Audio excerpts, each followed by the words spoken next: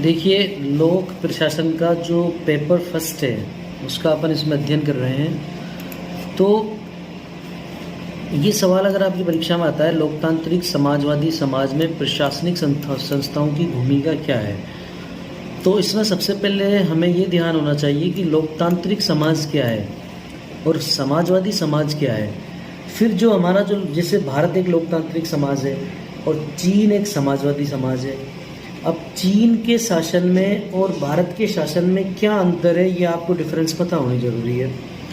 तो लोकतांत्रिक समाज और समाजवादी समाज में अंतर स्थापित करके हमें प्रशासनिक संस्थाओं का वर्णन करना है इस सवाल के अंदर।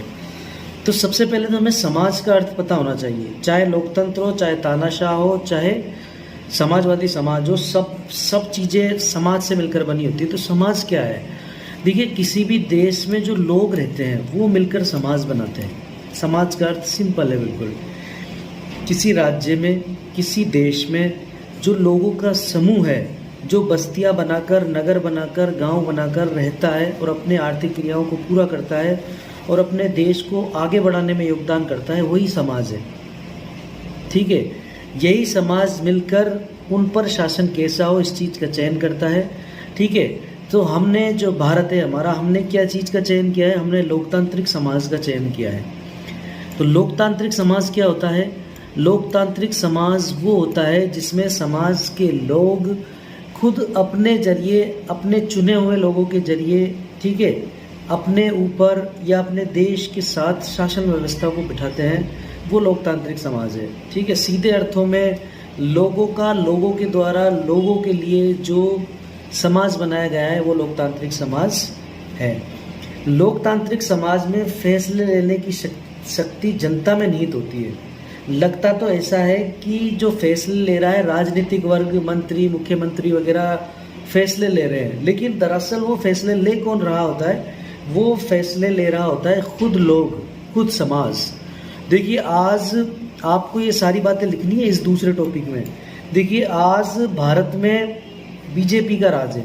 ठीक है, बीजेपी को किसने चुना है? भारत की जनता ने। अब लग ऐसा रहा है कि भारत की जनता के लिए फैसले बीजेपी ले रही है, लेकिन दरअसल बीजेपी फैसले नहीं ले रही, फैसले ले रहे हैं लोग, क्योंकि लोगों ने सत्ता की बागडोर किसके हाथ में सौंप दी? बीजेपी के में। अब अगर लोग ये चाहते हैं कि जो बीजेपी है उसको सत्ता को छीनकर किसी दूसरी पार्टी को देना चाहते हैं, तो ये लोगों के ऊपर ही निर्धारित है। जैसे पंजाब में हुआ, ठीक है, और जैसे दिल्ली में हुआ, कुछ जगह पर ऐसे हुआ कि जनता ने कांग्रेस को हटाकर किसी दूसरी संस्था को चूज कर लिया। तो ये लोगों की मर्जी के ऊपर होता है कि वो किसको सत्ता सौंपना चाहते हैं। तो अंततः जो सत्ता की चाबी होती है वो लोगों के हाथों में होती है। ये लोकतांत्रिक समाज का अर्थ है।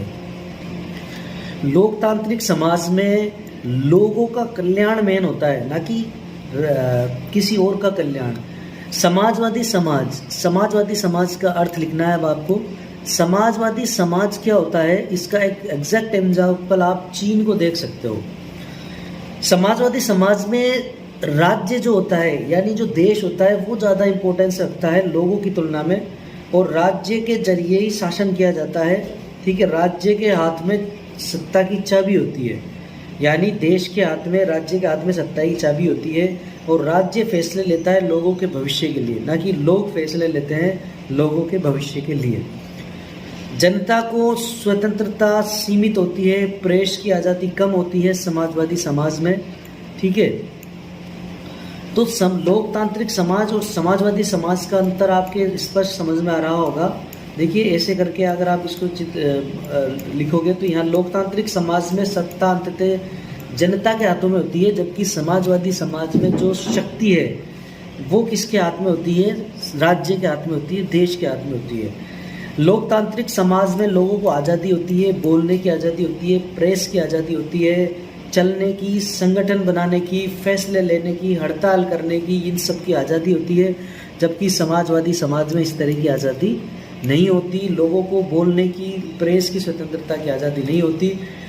ठीक है, जनता के हित में फैसले लेता है लोकतांत्रिक समाज, और राज्य के हित में फैसले लेता है समाजवादी समाज।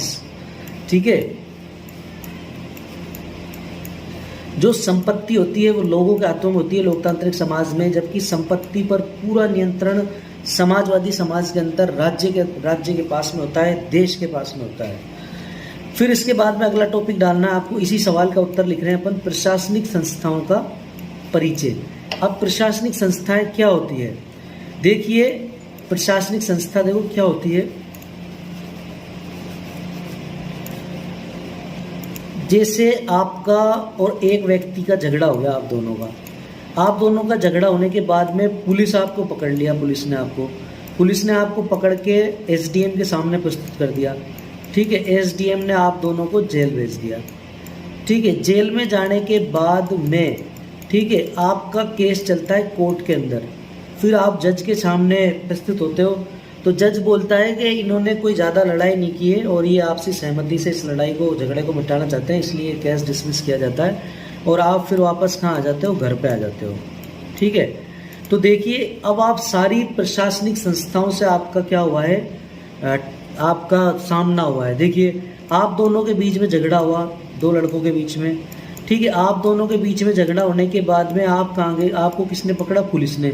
तो पुलिस क्या है, एक प्रशासनिक संस्था है जो कानून को बनाए रखने का काम करती है, ठीक है। उसके बाद में पुलिस ने आपको एसडीएम के सामने प्रस्तुत कर दिया, यानी एक अधिकारी के सामने प्रस्तुत कर दिया। तो एसडीएम भी क्या है, एक प्रशासनिक संस्था है। फिर एसडीएम के बाद में आप जेल चले गए, जो आप जेल में गए वो भी एक प्रशासनिक अंग है।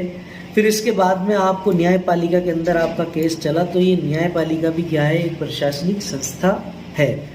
यानी न्यायपालिका, कार्यपालिका, विधायिका, ये सब प्रशासनिक संस्थाएं होती है। लोकतांत्रिक समाज हो चाहे समाजवादी समाज हो, सभी जगह प्रशासनिक संस्थाएं काम करती हैं। प्रशासनिक संस्थाओं के कार्य या भूमिका जो भी है उसमें क्या लिखना है आपको, कि प्रशासनिक संस्था नीति निर्माण करती है। क्या करती है प्रशासनिक संस्था, नीति निर्माण करती है। लगता ऐसा है कि जो मंत्री संतरी है वो प्रशासन को चला रहे हैं, वो योजनाएं बना रहे हैं, लेकिन दरअसल योजना कौन बना रहा होता है, कोई अधिकारी, कोई आईएएस, आरएएस वगैरह जो बैठकर नीति निर्धारण कर रहे होते हैं, ठीक है। राजनीतिक जो तंत्र होता है जैसे मंत्री, मुख्यमंत्री वगैरह, ठीक है, ये सब नीति निर्धारण के लिए बोलते हैं। फिर इसको अधिकारीगण इस नीति निर्धारण करते हैं। फिर प्रशासनिक जो संस्था होती है यही इसको जमीन पर लागू करती है और जनता की भलाई के लिए काम करती है। समाज में परिवर्तन लाने का काम करते हैं प्रशासनिक संस्थाएं। प्रशासनिक संस्थाओं की भूमिका या महत्व में लिखना है आपको।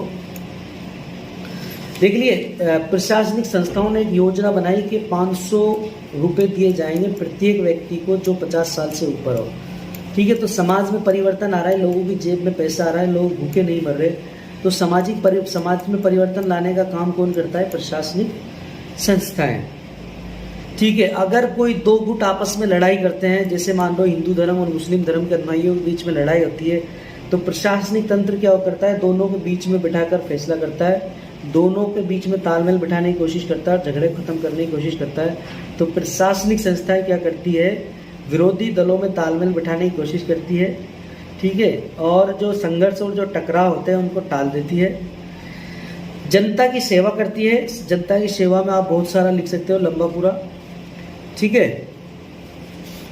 लोकतंत्र को बनाए रखने में प्रशासनिक संस्थाओं की बहुत महत्वपूर्ण भूमिका है। जैसे चुनाव करवाना है ना, अच्छे ढंग से चुनाव करवाना, ये सब कौन करवाता है, प्रशासनिक संस्था करवाती है, ठीक है। प्रजातंत्र को मजबूत बनाती है, लोकतंत्र को मजबूत बनाती है, लोगों की सेवा में जो है, लोगों के जो स्वतंत्रता है तो उसको बनाए रखती है, प्रेस की आज़ादी को बनाए रखती है, सामाजिक और आर्थिक न्याय करती है। अगर कोई गरीब है तो उसके पास खाना पहुंचता है। आपको पता है कि गरीबों के पास में जो भोजन पहुंचता है वो 2 रुपये किलो अनाज, 3 रुपये किलो चावल वगैरह से पहुंचता है। ये जो राशन व्यवस्था है ये प्रशासनिक संस्था की वजह से ही लोगों के पास पहुंच पाता है, ठीक है। और सामाजिक बुराइयों को मिटाती है, छुआछूत, बहुविवाह, बाल विवाह, दहेज प्रथा, ये सब जितनी भी बुराइयां हैं इन सबको मिटाने का काम कौन करती है, हमारी प्रशासनिक संस्थाएं। प्रशासनिक संस्थाओं की कमियां, ये टॉपिक डालना है आपको, इसमें लिखना है प्रशासनिक संस्था में कई लोग भ्रष्ट होते हैं, ठीक, कई लोग छुआछूत को मानते हैं, कई लोग बाल विवाह को बढ़ावा देते हैं, दहेज प्रथा को बढ़ावा देते हैं। प्रशासनिक संस्थाओं में काम करने वाले अधिकारी कर्मचारी गण बहुत ही जबरदस्त स्तर पर भ्रष्टाचार को बढ़ावा देते हैं। इनकी कमियां दूर करने के उपाय, प्रशासनिक संस्थाओं की कमियां दूर करने के उपाय में आप लिखना कि भ्रष्टाचार को दूर करना, कैमरे लगवाना, ठीक है, और जो प्रशासन है उसको पारदर्शी बनाना, ये सब आप इसमें लिख सकते हो बहुत सारे। ए हस्तक्षेपवादी राज्य से आप क्या समझते हैं, आधुनिक समय में इसकी क्या प्रासंगिकता है। तो इस सवाल को समझने से पहले मैं एक उदाहरण देता हूँ, और जो मैं उदाहरण देता हूँ उनको आप ध्यान रखा करो, परीक्षा में इसी उदाहरणों से आप ज़्यादा लिख पाओगे। जैसे मान लो कि ये एक टापू है, समुद्र के अंदर है, ये एक टापू है और ये चारों तरफ समुद्र है। इस टापू पर लगभग 200 लोग रहते हैं। कितने? 200 लोग रहते हैं। ठीक है। इस टापू पर लोग अपनी मर्जी से चाहे जैसे रहते हैं, चाहे जैसे उन्होंने घर बना लिए, ठीक है, चाहे जैसे वो झगड़ते हैं, चाहे जैसे वो काम करते हैं। ठीक है। उनको ना उनकी कोई कानून व्यवस्था है, ना कोई उनका संविधान है, ना ही वो जो काम करते हैं उसकी कोई रोक टोक है। ठीक है। ना ही कोई अधिकारी है, ना ही कोई राजा है, ना ही कोई प्रजा है। ठीक है। और ये अपने अपना काम कर रहे हैं। ठीक है। और ये तो ये जो राज्य है, ये जो टापू है, इस पर कौन सा राज्य है? ए हस्तक्षेपवादी राज्य। ठीक है। ना कोई कानून, ना कोई संविधान, ना कोई राजा, ना कोई मंत्री, ना कोई शंत्री, ना कोई पुलिस, और जो काम जो कर रहा है उस काम को अपने हिसाब से कर रहा है, इसको बोलते हैं ए हस्तक्षेपवादी राज्य। ये राज्य ये कहता है कि लोगों को स्वतंत्र छोड़ दो, उनको अपने हिसाब से काम करने दो। जब वो अपने हिसाब से काम करेंगे तो वो बहुत ही ज़्यादा तरक्की कर पाएंगे। ठीक है। ये फ्रांसीसी अवधारणा से लिया गया है हस्तक्षेपवादी राज्य। ए हस्तक्षेपवादी राज्य की विशेषताएं क्या है? यहाँ पर कानून का शासन नहीं होता, यहाँ पर संविधान का शासन नहीं होता, लोग अपने हिसाब से जीते हैं, लोग अपने हिसाब से काम करते हैं, लोग अपने सुविवेक से कार्य करते हैं, लोग अपनी अच्छाई और बुराई को खुद समझते हैं और अपने अच्छे बुरे को समझने के बाद वो अपने अच्छे के हिसाब से काम करते हैं। ए हस्तक्षेपवादी राज्य में कोई पुलिस व्यवस्था नहीं होती। ए हस्तक्षेपवादी राज्य व्यक्ति की स्वतंत्रता को मानता है। ये कहता है कि व्यक्ति पर किसी भी तरह का नियंत्रण ना हो। ये एक तरीके से राम भरोसे राज्य है, ईश्वर भरोसे राज्य है। ठीक है। व्यक्ति की पूर्ण स्वतंत्रता होती है। ये कहता है कि कोई देश नहीं होना चाहिए, कोई राज्य नहीं होना चाहिए, ये सब बेमानी चीज़ें हैं। कोई संविधान नहीं होना चाहिए, कोई कानून नहीं होना चाहिए। ठीक है। अगर लोग जिस तरीके से काम कर रहे हैं उस तरीके से काम करते रहना चाहिए। आर्थिक क्षेत्र में स्वतंत्रता होनी चाहिए। ये सारी चीज़ें इसकी विशेषताओं में आपको लिखनी है। ए हस्तक्षेपवादी राज्य और समाज। ए हस्तक्षेपवादी राज्य में जो समाज होगा या तो बहुत अच्छा होगा या बहुत बुरा होगा। समाज में कानून नहीं होंगे तो एक दूसरे के मर्डर होंगे, बलात्कार होंगे। ठीक है। गरीबी बढ़ेगी, अमीरी भी बढ़ेगी, गरीबी भी बढ़ेगी। और जो समाज होगा वो बिल्कुल ऐसा समाज होगा जिसमें पुलिस भी नहीं होगी। आप सोच कर देखिए हस्तक्षेपवादी राज्य में समाज कैसा होगा। क्या ए हस्तक्षेपवादी राज्य लोक कल्याणकारी राज्य है? नहीं। ए हस्तक्षेपवादी राज्य और लोक कल्याणकारी राज्य में बहुत ज़बरदस्त अंतर है। लोक कल्याणकारी राज्य भारत है, भारत ए हस्तक्षेपवादी राज्य नहीं है। लोक कल्याणकारी राज्य में सरकार होती है, संविधान होता है, कानून होते हैं, लेकिन वो सब जनता की भलाई के लिए होते हैं। यानी व्यक्ति की आज़ादी के लिए, स्वतंत्रता के लिए, व्यक्ति की भलाई के लिए संविधान होता है, लोकतंत्र होता है, पुलिस होती है, प्रशासन होता है, न्यायपालिका होती है। ठीक है। ये सब होते हैं लोक कल्याणकारी राज्य के अंदर। ये हस्तक्षेपवादी राज्य और लोक कल्याणकारी राज्य में बिल्कुल साफ साफ अंतर समझ में आ रहा होगा आपके। वर्तमान समय में हस्तक्षेपवादी राज्य की प्रासंगिकता। वर्तमान समय में हस्तक्षेपवादी राज्य बिल्कुल प्रासंगिक नहीं है। क्यों? क्योंकि जो आज का जो समाज है वो कई हिस्सों में बटा हुआ है। लोग धार्मिक रूप से, संप्रदाय रूप से बटे हुए हैं। अगर ये हस्तक्षेपवादी राज्य होगा तो लोग एक दूसरे से कट पिट कर मर जाएंगे। लोगों के बीच में पुलिस का होना भी ज़रूरी है। ठीक है। लोगों के कल्याण के लिए संविधान का होना भी ज़रूरी है। लोगों की स्वतंत्रता बनाए रखने के लिए कानूनों की भी ज़रूरी आवश्यकता है। लोगों की आर्थिक उन्नति के लिए संस्थाओं का होना भी ज़रूरी है, विभागों का होना ज़रूरी है, राजाओं का या सरकारों का होना बहुत ज़रूरी है।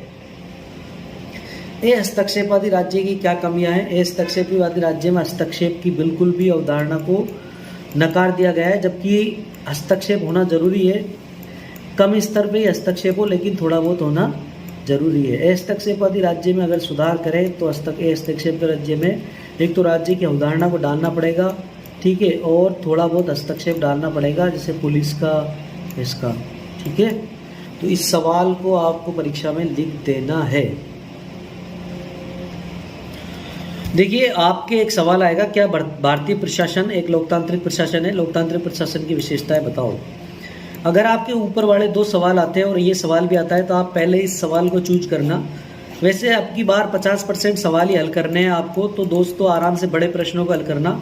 छोटे प्रश्न भी आते हैं इसमें से, जैसे लोकतांत्रिक प्रशासन की विशेषताएं बताओ, लोकतांत्रिक प्रशासन का अर्थ समझाओ, ऐसे करके सवाल आते हैं। तो लोकतांत्रिक प्रशासन का अर्थ मैं पहले समझा चुका हूँ, ऐसा प्रशासन जिसमें जनता अपने लिए, अपने द्वारा, ठीक है, शासन करती है, अपने ऊपर शासन करती है, उसे लोकतांत्रिक प्रशासन कहते हैं। राज्य की सत्ता, राज्य की शक्ति अंततः लोगों के हाथों में होती है। लोकतांत्रिक प्रशासन की यही सबसे बड़ी विशेषता है, ठीक है। लोकतांत्रिक प्रशासन की सबसे बड़ी विशेषता ये भी है कि राज्य का जो प्रमुख होता है वो जनता उसको चुनती है। राजनीतिक प्रमुख को, राज्य प्रमुख को जनता चुनती है।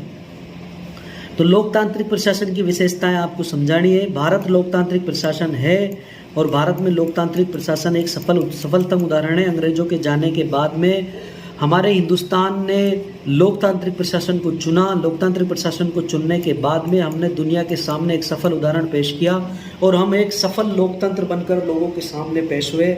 सबसे बड़ा लोकतंत्र, दुनिया का सबसे बड़ा लोकतंत्र, जिसमें लोकतंत्र को, चुनाव को एक पर्व के रूप में, एक उत्सव के रूप में, एक त्योहार के रूप में मनाया जाता है। ऐसा लोकतंत्र, जबरदस्त लोकतंत्र भारत ने दुनिया को दिखाया है। हालांकि कुछ कमियां हैं हमारे लोकतांत्रिक प्रशासन में, हम उन कमियों को दूर करने की कोशिश कर रहे हैं और हम निरंतर निखर कर सामने आ रहे हैं। जब भी हमारे आम चुनाव होते हैं, दुनिया की नज़रें भारत के चुनाव के ऊपर होती है और भारत एक ज़बरदस्त लोकतांत्रिक व्यवस्था के रूप में लोगों के सामने निखर कर आता है। कई जो राजनीतिक है और कई जो नेता हैं, जो विदेशी नेता हैं, उन्होंने कहा था जब अंग्रेज भारत छोड़कर जा रहे थे, तो उन्होंने कहा था कि एक दिन देखना भारत का ये जो लोकतांत्रिक प्रशासन है ये ढह जाएगा और भारत लोकतंत्र से तानाशाह की ओर बढ़ जाएगा और भारत में लोकतंत्र कुछ ही दिनों बाद खत्म हो जाएगा। जब भारत आज़ाद हो रहा था तो ऐसा कहा जा रहा था, लेकिन भारत ने इस दुनिया को दिखा दिया कि भारत एक लोकतंत्र है और लोकतंत्र का एक सफलतम उदाहरण है। आज भारत में कई विदेशी कंपनियां, विदेशी मीडिया, विदेशी संस्थाएं आती हैं और आकर ये सीखती हैं कि आखिर इतना बड़ा, इतना सफलतम लोकतंत्र भारत ने कैसे बनाया है, कैसी संस्थाएं बनाई है। हम भी उन संस्थाओं को बनाएंगे। वो भारत से आकर सीखती हैं, ट्रेनिंग्स लेती हैं। तो भारत एक तरीके से लोकतंत्र का क्या बन गई, फैक्ट्री बन गई है और दुनिया इसमें आकर लोकतंत्र के बारे में सीखती है। तो भारत के लोकतंत्र की क्या क्या विशेषताएं हैं? भारत का लोकतंत्र एक प्रजातांत्रिक लोकतंत्र है। प्रजा के हाथ में, जनता के हाथ में, लोगों के हाथ में हमने सत्ता की चाबी दे दी है। जनता चाहती है उसी दल की सरकार बनती है, जनता नहीं चाहती तो वो दल सत्ता से बेदखल हो जाता है। सत्ता जनता के हाथ में है। जनता, राजनीतिकों को, नेताओं को, मंत्रियों को लोगों के जाकर हाथ जोड़ना पड़ता है, लोगों से उन्हें भीख मांगनी पड़ती है वोटों की। जब जनता सोचती है कि ये दल हमारे लिए, ये लोग हमारे लिए काम कर सकेंगे, तो तभी उसको चुनाव में वोट मिलते हैं और वो जीत पाता है। भारत का जो लोकतंत्र है वो संवैधानिक लोकतंत्र है। संविधान में स्पष्ट रूप से व्यवस्थाएं की गई है कि व्यवस्थापिका, न्यायपालिका और ये सब एक दूसरे से, कार्यपालिका, ये सब एक दूसरे से अलग अलग होंगी और अपनी अपनी सत्ता का उपयोग करेगी। हमारे संविधान ने ये बता दिया, संवैधानिक टॉपिक डालना है आपको दूसरा, फिर ये सारी बातें लिखनी है जो मैं बोल रहा हूँ। संविधान ने ये दिखा दिया कि न्यायपालिका कैसी होगी, निर्वाचन आयोग कैसा होगा, एक संघ लोक सेवा आयोग होगी, ठीक है, निर्वाचन आयोग स्वतंत्र होगा, हमारे संविधान ने ये बता दिया है, ठीक है। इसके बाद में अगला टॉपिक डालना है व्यवस्थापिका।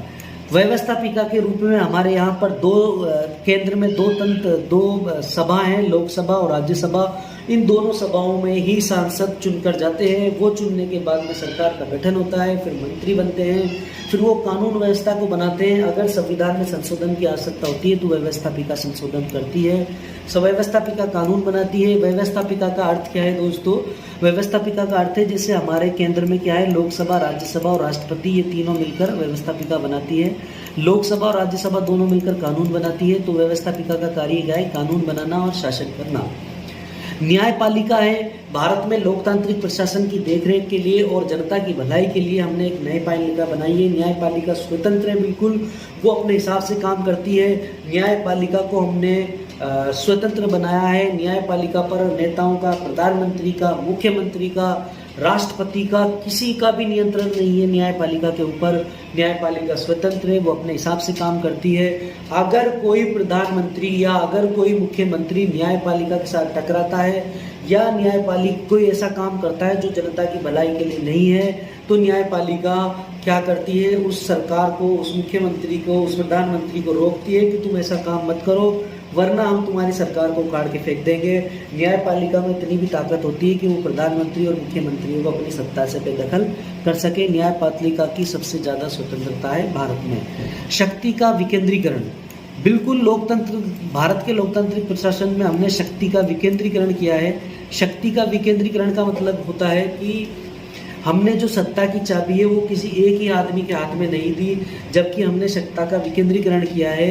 कुछ शक्तियां राष्ट्रपति के हाथ में है, कुछ शक्तियां प्रधानमंत्री के हाथ में है, कुछ शक्तियां मंत्रियों के हाथ में है, कुछ शक्तियां राज्यपाल के हाथ में है, कुछ शक्तियां मुख्यमंत्री के हाथ में है, कुछ शक्तियां विधानसभा सदस्यों के हाथ में है, कुछ शक्तियां राज्यसभा के जो सदस्य हैं उनके हाथ में है, कुछ शक्तियां न्यायपालिका के हाथ में है, कुछ शक्तियां कार्यपालिका के हाथ में है, कुछ शक्तियां प्रशासन के हाथ में है।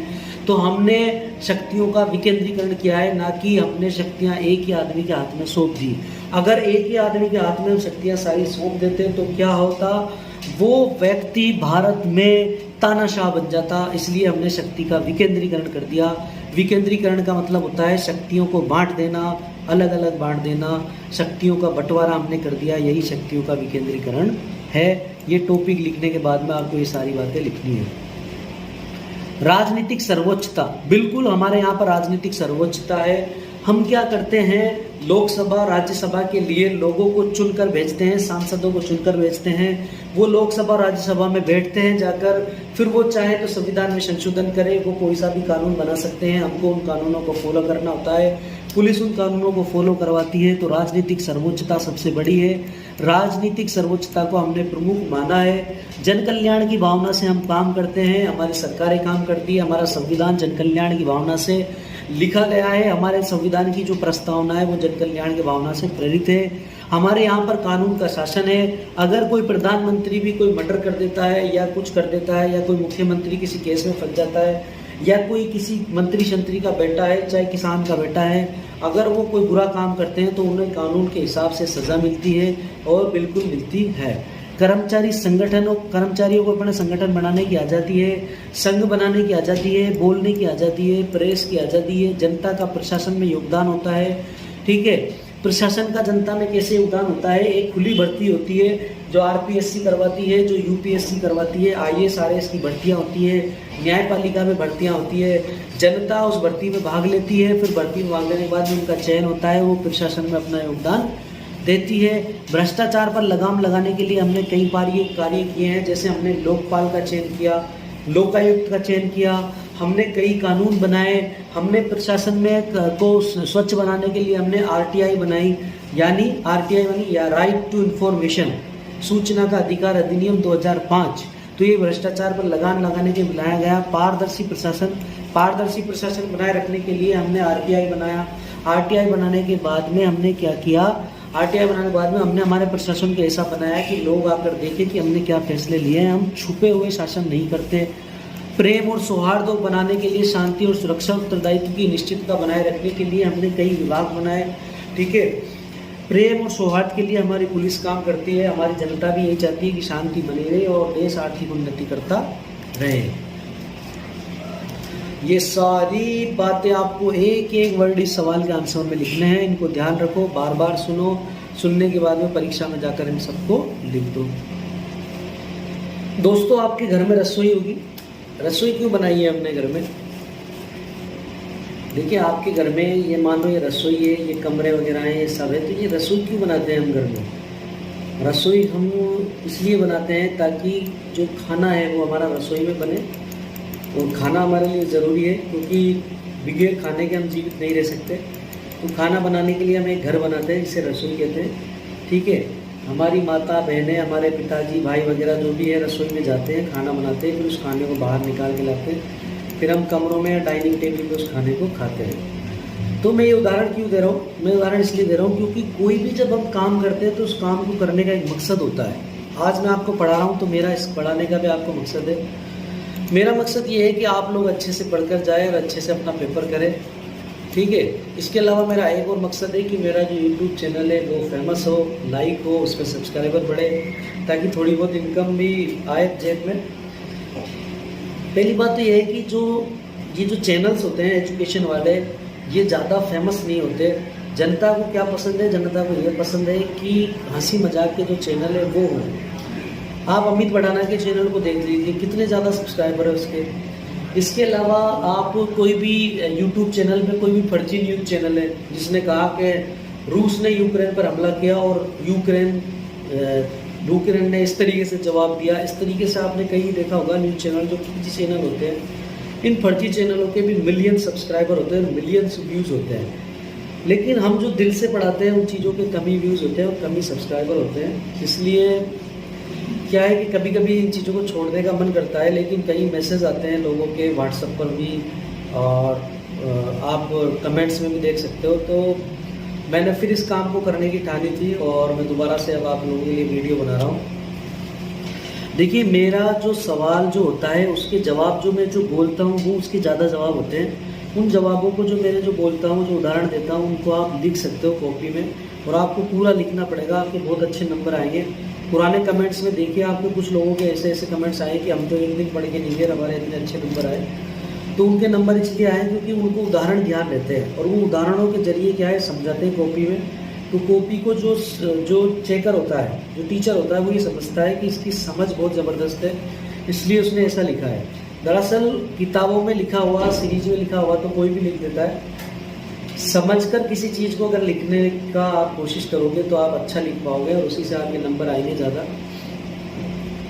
अब मैं जो इसके सरल नोट्स भी बनाने जा रहा हूँ, मैं बिल्कुल अपनी भाषा में इसके सरल नोट्स बनाऊंगा। वो सरल नोट्स आप मेरे से मांग सकते हो मेरे यूट्यूब चैनल पर जाकर, कमेंट्स में जाकर, या मुझे व्हाट्सअप करके आप, या मेरे टेलीग्राम चैनल पर जाकर ले सकते हो मेरे से। उसका मैं थोड़ा बहुत चार्ज लूँगा, जिससे क्या है कि जो हमारा जो खर्चा है वो निकल पाए, ठीक है। इतना कम चार्ज होगा जितना आपका मोबाइल का रिचार्ज भी नहीं है, इससे कम चार्ज लेंगे हम।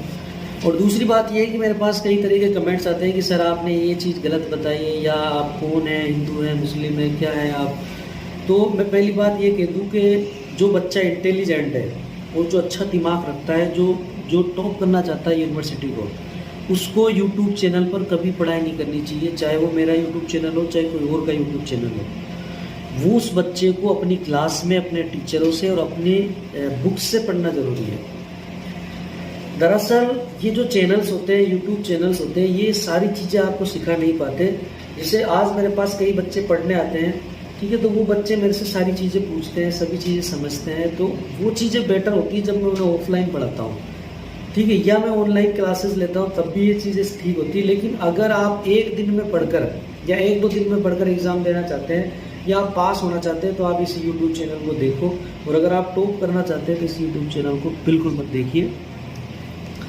अब इसके बाद में आता है संघ लोक सेवा आयोग के संगठन और कार्यों का वर्णन कीजिए। देखिए, आपने देखा होगा जिला कलेक्टर, एसपी, है ना, एसडीएम, आईएएस अधिकारी, ये सचिव, मुख्य सचिव, ये सब कैसे चुने जाते हैं। जो यूपीएससी होती है वो इसका चयन करती है। यूपीएससी को बनाने की आखिर आवश्यकता क्यों पड़ी? जैसे मैंने बताया, रसोई बनाते हैं हम घर में, तो यूपीएससी को बनाने की आवश्यकता क्यों पड़ी? क्योंकि यूपीएससी को बनाने की आवश्यकता इसलिए पड़ी क्योंकि ये मान लो समाज है, इस समाज को संचालित करने के लिए, लोगों को की भलाई के लिए, लोगों पर कानून का शासन करने के लिए, ठीक है, जनता को नियंत्रित और सुरक्षित रखने के लिए हमें आवश्यकता थी अधिकारियों की। प्रशासन तंत्र को चलाने के लिए, सरकार को चलाने के लिए और सरकार के फैसलों को लोगों तक पहुंचाने के लिए हमें किसकी आवश्यकता थी? अधिकारियों की। इस अधिकारियों की आवश्यकता के लिए हमें क्या चुनना था? अधिकारी चुनने थे। अब ये अधिकारी कहाँ से चुनने थे? भारत की जनता में से। अब भारत की जनता में से कैसे चुने? बताओ आप कैसे चुने? क्या राजनेताओं को चुन ले? क्या किसी मंत्री के बेटे को चुन ले? या किसी खिलाड़ी को चुन ले? किसको चुने हम? तो चुनने के लिए हमने क्या किया? एक सिस्टम बनाया, हमने परीक्षा प्रणाली बनाई। उस परीक्षा प्रणाली को बढ़ाने के लिए, उस परीक्षा प्रणाली को लागू करने के लिए हमने संघ लोक सेवा आयोग बनाया, यूपीएससी, संविधान के अनुच्छेद 315 में ये कहा गया है कि एक संघ लोक सेवा आयोग होगा, ठीक है, और इसी तरीके से राज्य लोक सेवा आयोग होंगे। फिर हमने आरपीएससी बनाई, राजस्थान लोक सेवा आयोग, ठीक है। तो इस तरीके से हमने क्या बनाए हैं, लोक सेवा आयोग बनाए हैं। वो जनता की भलाई के लिए अधिकारियों का चयन करते हैं। अधिकारियों के चयन के लिए वो क्या करते हैं, परीक्षा का आयोजन करते हैं। अब इन्होंने परीक्षा ली और ये अधिकारियों का चयन किया। इन अधिकारियों को इनने एक ट्रेनिंग सेंटर में भेजा। इनकी ट्रेनिंग हुई कि जनता के बीच में कैसे काम करना है। फिर ये अधिकारी जनता के बीच में चले गए, ये देखिए, और जनता के बीच में जाने के बाद में ये काम कर रहे हैं। जैसे पुलिस अधिकारी, एसपी हो गया, है ना, आरपीएस हो गया, ठीक है, तहसीलदार हो गया, पटवारी हो गया, ठीक है, और एसडीएम हो गया, जिला कलेक्टर हो गया, मुख्य सचिव हो गया। ये सब सरकार को चलाने के लिए, सरकार के साथ साथ मिलकर सरकार के फैसलों को जनता तक पहुंचाने के लिए काम कर रहे हैं, ठीक है। तो हमें संघ लोक सेवा आयोग की आवश्यकता क्यों पड़ी, ये आपको अच्छी तरीके से उदाहरण सहित समझ में आ चुका है। इसको आपको एग्जाम में लिखना है। संघ लोक सेवा आयोग कैसे बना? संघ लोक सेवा आयोग अंग्रेजों के जमाने से ही चलता आ रहा है। 1926 में संघ लोक सेवा आयोग की स्थापना हो चुकी थी। अंग्रेज अधिकारी भारत में आकर अंग्रेजों की जो सरकार थी उसको चलाने के लिए, लोगों के बीच में काम करने के लिए, ठीक है, उन अंग्रेज अधिकारियों को ट्रेनिंग की जरूरत थी, उनका चयन की जरूरत थी। तो इन्होंने क्या किया, 1926 में संघ लोक सेवा आयोग की स्थापना की। स्थापना के बाद में संघ लोक सेवा आयोग ने परीक्षाएं ली। परीक्षा लेने के बाद में इसने लोक सेवा आयोगों को चुना। जैसे हमारे सुभाष चंद्र बोस थे, वो भी लोक सेवा आयोग से चुने गए थे। फिर इसके बाद में 1935 के अधिनियम में स्पष्ट रूप से संघ लोक सेवा आयोग का एक प्रस्ताव था। इसके बाद में जब संविधान बना तो संविधान में अनुच्छेद 315 में ये कहा गया कि एक संघ लोक सेवा आयोग होगा, है ना, और राज्य लोक सेवा आयोग होंगे, जो क्या करेंगे, जो जनता के बीच में से, लोगों के बीच में से, भारतीय युवाओं के बीच में से अधिकारियों को चुनेंगे और ये अधिकारी एक ट्रेनिंग सेंटर से गुजरकर जनता की भलाई के लिए काम करेंगे। यूपीएससी की आवश्यकता क्यों पड़ी, इसके गठन की आवश्यकता क्यों पड़ी, मैंने आपको समझा दिया।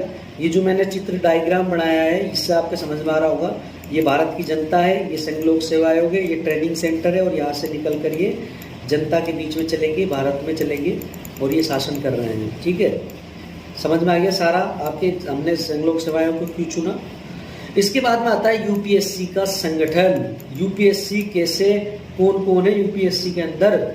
यूपीएससी का एक अध्यक्ष होता है और एक अन्य सदस्य होते हैं। यूपीएससी के अध्यक्ष को राष्ट्रपति चुनता है और सदस्यों को भी राष्ट्रपति चुनता है। यूपीएससी के सदस्यों और राष्ट्रपति का एक निश्चित कार्यकाल होता है, ठीक है। इस निश्चित कार्यकाल में ये काम करते हैं। कार्यकाल खत्म होने के बाद में इनका दूसरे यूपीएससी का अध्यक्ष और सदस्यों को चुना जाता है। फिर वो काम करते हैं, फिर वो अपने कार्यकाल तक काम करते हैं। इसी तरह यूपीएससी में अधिकारी भी होते हैं, आईएएस वगैरह, आरएस वगैरह काम करते हैं। आरपीएससी में भी ऐसे ही होते हैं, ठीक है। यूपीएससी का अपने अधिकारियों को बिठाने के लिए एक सचिवालय होता है, इसके अपने स्टाफ होते हैं, क्लर्क होते हैं, बाबू होते हैं, है ना, सिक्योरिटी गार्ड होते हैं, ठीक है, पूरा सिस्टम होता है इसका। तो यूपीएससी का एक सचिवालय होता है खुद का अपना। यूपीएससी के कार्य क्या है, यूपीएससी भारत की जनता में से क्या करती है, ये अधिकारियों को चुनती है। यूपीएससी के कार्यों में है कि ये परीक्षा प्रणाली का आयोजन करती है, यूपीएससी ट्रेनिंग करवाती है, यूपीएससी अधिकारियों की ग्रेडिंग करती है, यूपीएससी आरक्षण के हिसाब से अपने कैंडिडेट्स को चुनती है, यूपीएससी विज्ञप्ति निकालती है। विज्ञप्ति निकालने के बाद में फॉर्म सप्लाई किए जाते हैं, फॉर्म्स यूपीएससी के पास जाते हैं, यूपीएससी सेंटर निर्धारित करती है, सेंटर में एग्जाम दिए जाते हैं। एग्जाम फेयर हो, स्वच्छ हो और एक ऐसी पारदर्शिता हो और लोगों के बीच में ये मैसेज जाए कि यूपीएससी का जो चयन होता है वो बिल्कुल साफ होता है। यहाँ कोई राजनेता की या कोई मंत्री संतरी की कोई भूमिका नहीं होती। ये यूपीएससी के कार्यों में आता है। यूपीएससी भारत सरकार को सलाह देती है। यूपीएससी राष्ट्रपति को एक रिपोर्ट सौंपती है, उस रिपोर्ट के आधार पर ये बयान बताती है कि हमने कितने अधिकारियों को चुना। ये वार्षिक रिपोर्ट राष्ट्रपति के पास पहुंचती है। फिर ये राष्ट्रपति इस रिपोर्ट को संसद के जो सदन है, लोकसभा और विधानसभा, दोनों के टेबलों पर ले जाता है और वहां पर रख देता है, ठीक है।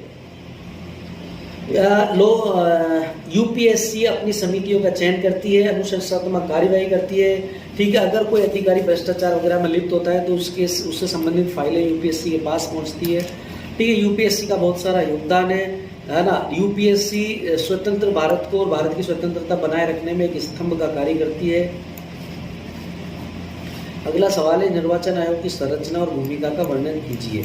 जैसे यूपीएससी भारत की स्वतंत्रता को बनाए रखने के लिए, संविधान की स्वतंत्रता को, सर्वोच्चता को बनाए रखने के लिए काम करती है, उसी तरह निर्वाचन आयोग भी भारत के लोकतंत्र को बचाए रखने के लिए काम करता है। ये बातें आपको लिखनी है परीक्षा में।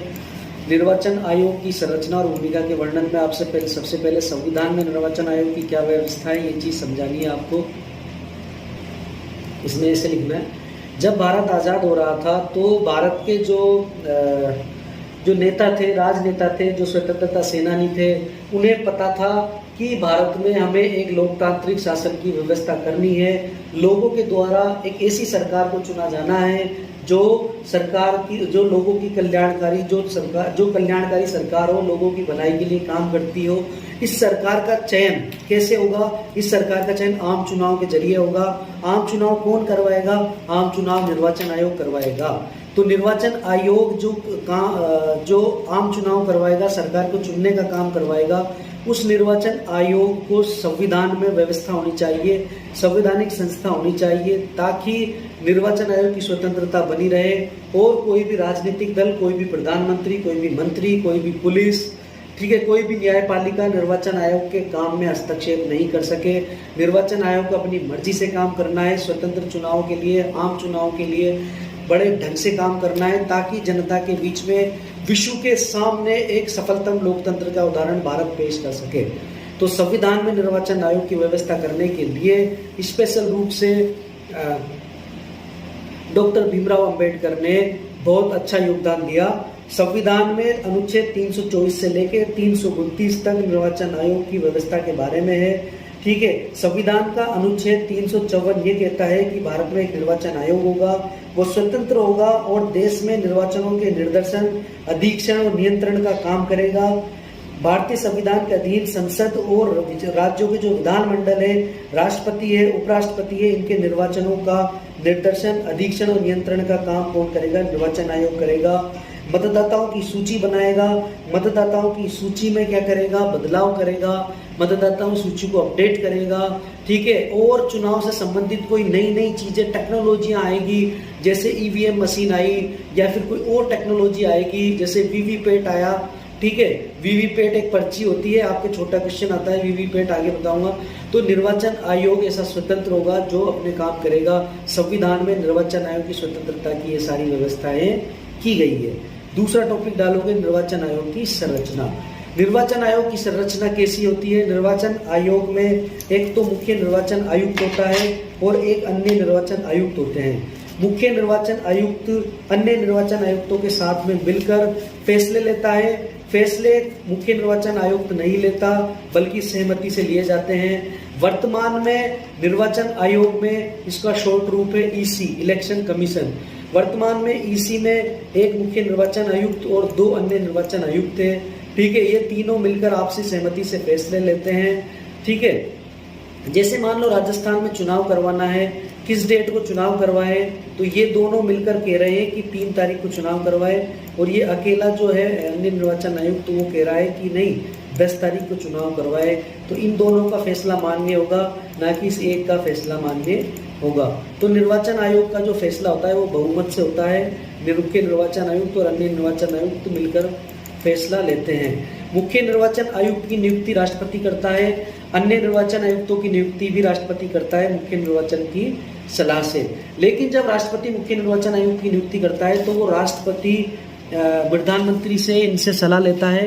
इसी तरह राज्यों में भी राज्य निर्वाचन आयुक्त होते हैं और अन्य निर्वाचन आयुक्त होते हैं, इनकी नियुक्ति भी राज्यपाल करता है। राज्यपाल मुख्यमंत्रियों से पूछकर इनकी नियुक्ति करता है।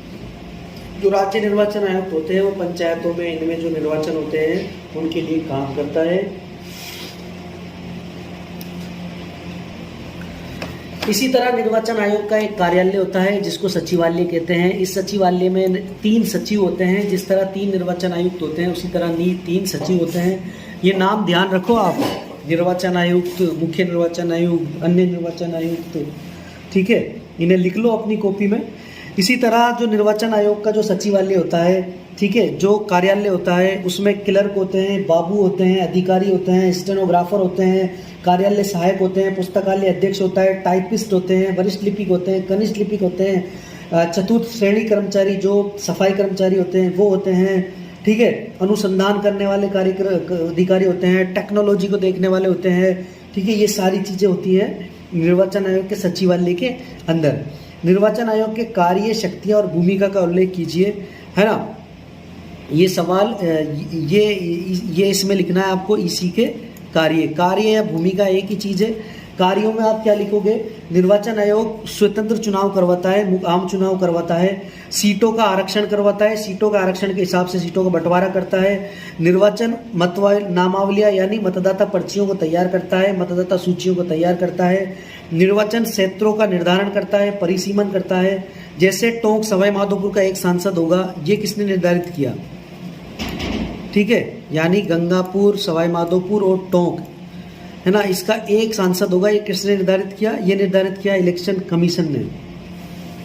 दौसा से एक सांसद होगा, ठीक है। इसी तरह जयपुर से 2 सांसद हो गए, जयपुर ग्रामीण और जयपुर शहरी। ये किसने निर्धारित किया? हमारे निर्वाचन आयोग ने। तो निर्वाचन क्षेत्रों का परिसीमन या निर्धारण कौन करता है? Election commission. चुनाव करवाता है, चुनाव की डेट फिक्स करता है, चुनाव विवादों का निपटारा करवाता है, ठीक है। चुनाव के जो वो होते हैं ना सिंबल्स, जैसे कांग्रेस का सिंबल क्या है? हाथ, बीजेपी का क्या है? कमल का फूल, आपका क्या है? झाड़ू। ये सारी बातें लिखनी है आपको। तो निर्वाचन जो राजनीतिक दल होते हैं उनकी पहचान जो होती है, यानी जो पहचान चिन्ह होते हैं उनका निर्धारण करता है, उन्हें जारी करता है। राजनीतिक दलों को पंजीकरण करता है, राजनीतिक दलों के पंजीकरण को रद्द करता है, ठीक है। सामान्य कानून बनाता है, अपने कानून बनाता है, ठीक है। ये एक संहिता का निर्धारण करता है कि किस तरीके से चुनाव होंगे और उस दौरान अधिकारी क्या काम करेंगे। ये सारे कार्य आपको लिखनी है। चुनाव खर्च की सीमा निर्धारित करता है, चुनाव भाषणों को देखता है, कर्मचारियों को नियुक्ति करता है, कर्मचारियों को, जिला कलेक्टर को, एसपी को, इनको निर्धारित करता है कि किस तरीके से चुनाव करवाना है, सरकार को परामर्श देता है, चुनाव परिणामों की घोषणा करता है, शपथ के लिए इसके लिए एक लेटर जारी करता है। इस लेटर के जरिए क्या करता है ये निर्धारण करता है कि ये विधायक चुना गया, सांसद चुना गया। चुनाव प्रक्रिया में सुधार के लिए सुझाव देता है, चुनाव पर्चियां वीवीपैट को निकालता है। इसी से इलेक्शन कमीशन चुनाव कैसे कराएगा इस चीज़ का निर्धारण करता है। ये सारी बातें आपको लिखनी है। ईसी का स्वतंत्र बना रहना क्यों जरूरी है? ईसी का स्वतंत्र बना इसलिए जरूरी है क्योंकि जब भी आम चुनाव होते हैं तो पूरी दुनिया की निगाहें भारत के ऊपर होती है कि भारत चुनाव कैसे करवाता है। आज भारत एक सफलतम लोकतंत्र के रूप में दुनिया के सामने पेश हुआ है। उसकी एक वजह ये कि ईसी जो है वह स्वतंत्र रूप से काम कर रहा है। लेकिन ईसी की सफलता की कहानियों में आपको लिखना है कि भारत 1947-48 में भारत 1947-48 से ही भारत ने क्या है चुनाव की व्यवस्था के लिए काम करना शुरू कर दिया था। फिर 1952 में आम चुनाव हुए। आम चुनाव बनने के बाद में कांग्रेस सरकार बनी। जनता कांग्रेस के प्रति आभारी थी। कांग्रेस ने भारत की आज़ादी के लिए बहुत काम किया, तो जनता ने कांग्रेस को वोट भी दिए। 30-40 सालों तक कांग्रेस बनी रही। उसके बाद में क्षेत्रीय दल बने, राजनीतिक दल बने, अन्य राजनीतिक दल बने। अन्य राजनीतिक दलों ने सीटें चुनने के बाद में वो सत्ता में आने लगे। फिर क्षेत्रीय दल बने, क्षेत्रीय दलों की भूमिका बढ़ती गई। लेकिन निर्वाचन आयोग के फैसले नहीं बदले। निर्वाचन आयोग ने अपने हिसाब से काम किया। आज भारत ने 72 साल जो अपने लोकतंत्र को पूरा कर लिया। 75 साल में लोकतंत्र होने जा रहा है, 75 साल का। और लोकतंत्र की इस सफलता का श्रेय किसको जाता है? इलेक्शन कमीशन को जाता है। इलेक्शन कमीशन की ये सफलता की कहानियों में आपको ये लिखना है कि इलेक्शन कमीशन ने अब तक कई आम चुनाव करवाए हैं। इलेक्शन कमीशन ने टेक्नोलॉजी के साथ आम चुनावों में प्रवेश किया है और टेक्नोलॉजी के हिसाब से इसने काम किया है। ठीक है, टेक्नोलॉजी के हिसाब से टेक्नोलॉजी को इसने अपनाया है।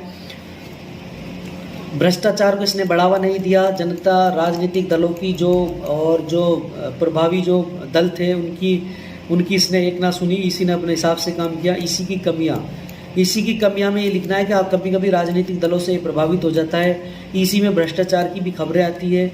ठीक है, इसी में सुधार के उपाय लिखना है आपको कि इसी में भ्रष्टाचार को दूर करना चाहिए। इसी की स्वतंत्रता को बनाए रखने के लिए और कई सुधारों को इसमें आवश्यकता है। इसमें निर्वाचन आयुक्त हैं उनकी संख्या बढ़ाई जाए। ठीक है, और इसमें सुधार के लिए आप ऐसे लिख सकते हो कि इसमें जो निर्वाचन आयुक्त है उनकी संख्या बढ़ाई जाए। निर्वाचन आयुक्तों की नियुक्ति राष्ट्रपति करता है, लेकिन अन्य निर्वाचन आयुक्तों को हटाने की जिम्मेदारी किसकी होती है? मुख्य निर्वाचन आयुक्त की।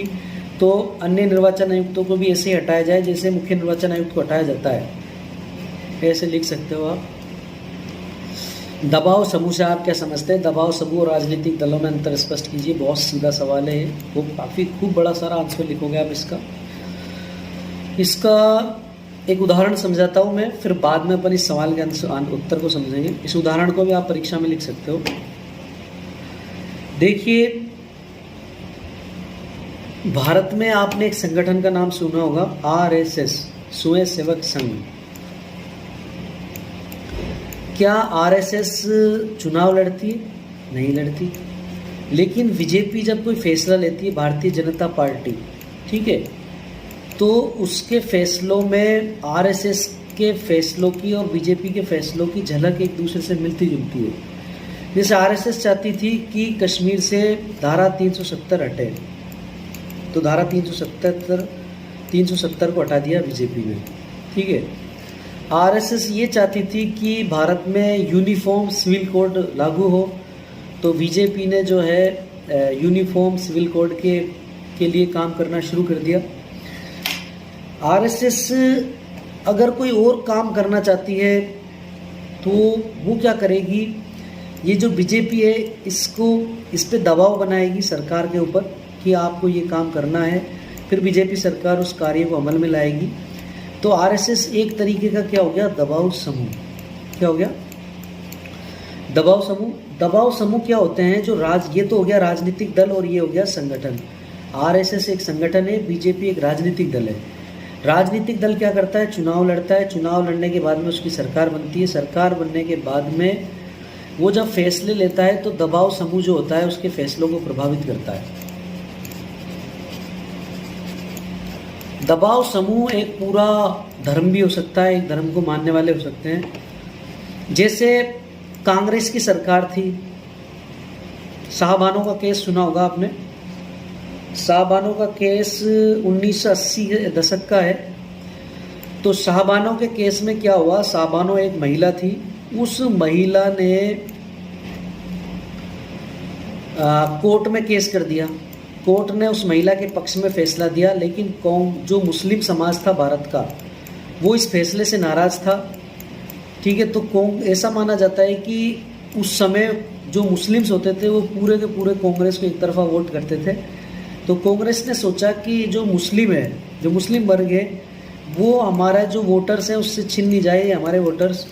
तो उसने क्या किया कि ये जो फैसला दिया था कोर्ट ने, इस सुप्रीम कोर्ट के फैसले को निरस्त कर दिया और एक नया कानून लेकर आ गए। इस कानून से जो मुस्लिम समाज था वो खुश हो गया, ठीक है। तो कांग्रेस क्या एक राजनीतिक दल है।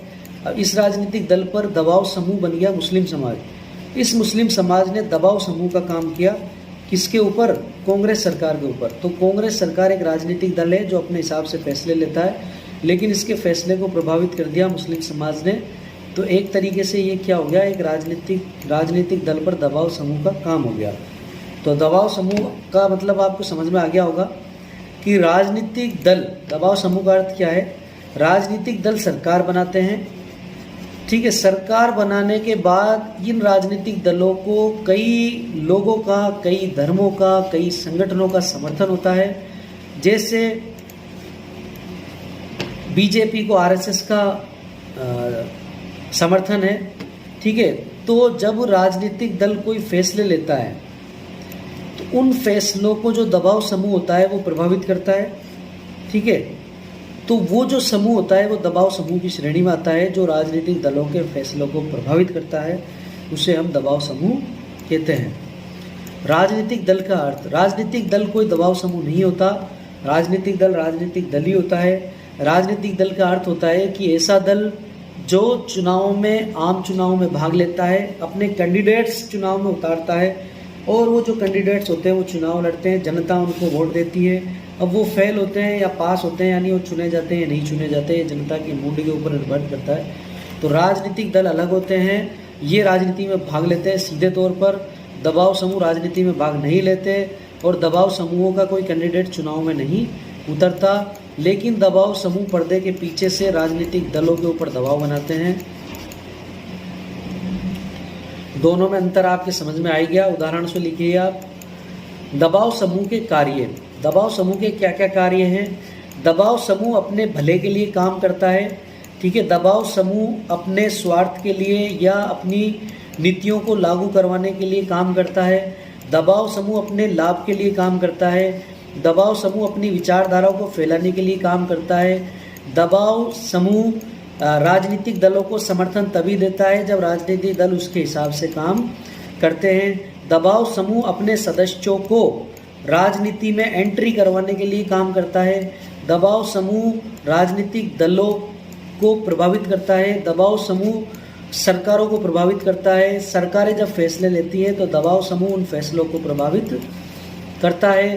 दबाव समूह के कार्यों में लिखोगे कि दबाव समूह भ्रष्टाचार को कभी कभी बढ़ावा देता है। दबाव समूह कभी कभी भ्रष्टाचार को कम करने के लिए भी काम करता है। दबाव समूह जनता की भलाई के लिए भी काम करते हैं। कभी कभी दबाव समूह जो होते हैं वो जनता की भलाई के लिए काम नहीं करते। दबाव समूह कभी कभी क्या करते हैं, देश की भलाई के लिए काम करते हैं, लेकिन कभी कभी दबाव समूहों से देश को नुकसान भी पहुंचता है। राजनीतिक दलों के कार्य। राजनीतिक दल राजनीति में भाग लेते हैं। राजनीतिक दल आम चुनाव में भाग लेते हैं। राजनीतिक दल अपने कैंडिडेट्स को चुनते हैं, उसके बाद में उसको आम चुनाव में भाग दिलवाते हैं। राजनीतिक दलों की अपनी एक विचारधारा होती है, ठीक है। अपनी विचारधाराओं के अनुसार वो काम करते हैं, लेकिन कभी कभी राजनीतिक दल अपनी विचारधारा से हट जाते हैं क्योंकि दबाव समूह उन्हें मजबूर कर देते हैं। दबाव समूहों की भारतीय राजनीति में भूमिका। इसमें आप साबानो केस का उदाहरण दे सकते हो, धारा 370 का उदाहरण दे सकते हो, यूनिफॉर्म सिविल कोड का उदाहरण दे सकते हो। इसके अलावा कश्मीर का विघटन का उदाहरण दे सकते हो। इसके अलावा भारत को मजबूत करने के लिए दबाव समूह के योगदान का उदाहरण दे सकते हो, है ना। भारत में राष्ट्रवाद का उदाहरण दे सकते हो। दबाव समूह और भारतीय राजनीति में कई चीज़ें बता सकते हो आप। देखिए, ये जो दबाव समूह में मैंने मुस्लिम समाज और आरएसएस का उदाहरण लिया है, इससे आपको ज़्यादा टेंशन लेने की ज़रूरत नहीं है। मैंने केवल एक समझाने के लिए आपको ये समझाया है। इसको आप धार्मिक दृष्टि से बिल्कुल मत देखना, पढ़ाई की दृष्टि से देखना। मैं पहले बता चुका हूँ, जब हम कोई बड़ी वीडियो बनाते हैं 50-50 मिनट की, तो कुछ बातें ऐसी निकल जाती है जो आपको हर्ट होती है, तो उनको आपको नज़रअंदाज कर देना है। मेरा इंटेंशन ये नहीं है कि मैं किसी को भी प्रभावित करूँ या किसी की धार्मिक भावनाओं को ठेस पहुँचाऊँ, इसलिए निश्चिंत रहिए। बिल्कुल भी इंटेंशन नहीं है मेरा। आराम से तैयारी कीजिए आप और अच्छे से पेपर करके आइए। भारतीय रिजर्व बैंक के कार्य, छोटा प्रश्न भी आ जाता है और बड़ा प्रश्न भी आ जाता है। छोटा प्रश्न आ जाता है भारतीय रिजर्व बैंक के कार्य, तो इसमें आपको 2-4 चीज़ें लिख लीजिए। जैसे आपके हाथ में जो 500 का नोट है वो भारतीय रिजर्व बैंक ने जारी किया है, तो नोटों का जो निर्गमन होता है वो भारतीय रिजर्व बैंक के जरिए होता है। आपको पता होगा सारी जो बैंकें होती हैं, जैसे SBI, bank of Baroda, bank of India, Punjab national bank, इन सब पे नियंत्रण किसका होता है? भारतीय रिजर्व बैंक का। एक तरीके से भारतीय रिजर्व बैंक इन सब पर नियंत्रणकारी भूमिका में कार्य करता है। ये इनका राजा है और ये सब जो बैंक है वो इसकी जनता है। भारतीय रिजर्व बैंक ही एक बैंक का दूसरी बैंक के विलय में जो होता है उस फैसले को आगे बढ़ाता है। भारतीय रिजर्व बैंक की नोटों का निर्गमन करता है। भारतीय रिजर्व बैंक देश सरकार को सलाह देता है, करेंसी जारी करता है। भारतीय रिजर्व बैंक करेंसियों को मान्यता देता है। जैसे 500 के नोट की गारंटी कौन देता है? भारतीय रिजर्व बैंक। 1000 के नोट की, 2000 के नोट की गारंटी कौन देता है? भारतीय रिजर्व बैंक। भारतीय रिजर्व बैंक की स्थापना के क्या उद्देश्य थे? भारतीय की स्थापना के उद्देश्य ये थे कि सरकार को एक ऐसी बैंक की आवश्यकता थी जो सरकार के साथ कदम से कदम मिलाकर चल सके, सरकार के बैंकर की रूप में भूमिका निभा सके, नोटों का निर्गमन कर सके, या भारतीय बैंक जितनी भी बैंक हैं उन सब पर नियंत्रण कर सके, उनको उन पर कंट्रोल कर सके। कितने करेंसी जारी करनी, कितनी करेंसी जारी नहीं करनी, बैंक के किस हिसाब से इंटरेस्ट रेट जारी करेंगी, ये सब चीज़ों का निर्धारण किसने किया? इसकी स्थापना के उद्देश्य से भारतीय रिजर्व बैंक की स्थापना हुई थी। भारतीय रिजर्व बैंक की संरचना में आपको लिखना है कि भारतीय रिजर्व बैंक में सबसे जो मेन आदमी होता है वो गवर्नर होता है, जिसे governor of the reserve bank कहते हैं। ठीक है, इस रिजर्व बैंक के जो गवर्नर है उसकी सहायता के लिए डिप्टी गवर्नर्स होते हैं। इसके अलावा कई सारे अधिकारी होते हैं। ठीक है, और कई देशों की राजधानी, कई राज्यों की राजधानी में रिजर्व बैंक के कार्यालय होते हैं। रिजर्व बैंक के कार्य, नोटों का निर्गमन मैंने पहले ही बताया है, केंद्रीय बैंक की भूमिका, ठीक है, साख का निर्माण, बैंकों की सहायक की भूमिका, बैंकों पर नियंत्रण, कंट्रोल, अंतिम ऋणदाता, सरकारी बैंक, सरकारी बैंकर, सरकार को ऋण देना, सरकार को सलाह देना, हुंडियों की बिक्री करना, विदेशी विनिमय, ठीक है, कृषि शाख को बढ़ावा देना, बैंकिंग की शिक्षा को लोगों के बीच में पहुंचाना, साधारण बैंकिंग का कार्य करना, जैसे नोटों को जमा करना, ऋण देना, ऋण प्रदान करना, विदेशों में ऋण प्रदान करना, विदेशों में नोट देना, ठीक है, अचल संपत्ति की जमानत पर ऋण देना, ये सारे बैंक कंपनियों के शेयर संबंधी मुद्दों के लिए, शेयरों के लिए कंपनियों को रिजर्व क्या कहते हैं, ऋण देना। आरबीआई का महत्व, आरबीआई भारत की केंद्रीय बैंक की भूमिका में कार्य करती है। अगर आरबीआई नहीं है तो कुछ भी नहीं है भाई, आरबीआई डूब जाती है तो देश डूब जाएगा। देखिए आपका बैंक ऑफ बड़ौदा में खाता है, अपन पढ़ रहे हैं आरबीआई का महत्व है ना, इसमें लिखना है आपको। जैसे आपका बैंक ऑफ बड़ौदा में खाता है और उस खाते में आपके 1 करोड़ रुपए जमा है, सोचिए 1 करोड़ रुपए। कुछ दिनों बाद बैंक ऑफ बड़ौदा फेल हो गई, अब क्या, आपके 1 करोड़ रुपए का क्या होगा, कैसे लोगे आप? तो आपके 1 करोड़ रुपए का जो अंतिम जो गारंटर है वो कौन है? भारतीय रिजर्व बैंक, वो आपको दिलवाएगा। तो अंतिम गारंटी के रूप में भारतीय रिजर्व बैंक कार्य करता है। या मान लो कि आप राजस्थान के या भारत के प्रधानमंत्री हो, आप भारत के प्रधानमंत्री हो और आप एक ऐसी योजना लागू करना चाहते हो जिससे बुजुर्गों को लाभ हो, यानी आप प्रत्येक बुजुर्ग को 15,000 रुपये महीने खर्चा देना चाहते हो। इसके लिए आपको पैसे की ज़रूरत पड़ेगी। तो पैसे कहाँ से आएंगे? आप आरबीआई से आप पैसे ले सकते हो, लोन ले सकते हो। उस लोन के जरिए आप क्या कर सकते हो? अपनी योजना को लागू कर सकते हो। लेकिन पैसे आरबीआई यूँ नहीं देता, आरबीआई से पैसे निकालने के लिए भी कानून बनाना पड़ता है। दोनों लोकसभा राज्यसभा से उसे पास करना होता है, ठीक है। भारत की संचित निधि होती है, उस संचित निधि से पैसे निकालने के लिए हमें ये करना होता है। आरबीआई में भी भ्रष्टाचार की कई खबरें आती है। जैसे मान लो नोटबंदी हुई थी, तो नोटबंदी के बाद में बैंकों में, आरबीआई में जमकर घपला हुआ था, ठीक है। कई लोगों के पास तो बहुत सारे नोट थे, कई लोगों के पास खाने के लिए, सामान लाने के लिए नोट नहीं थे।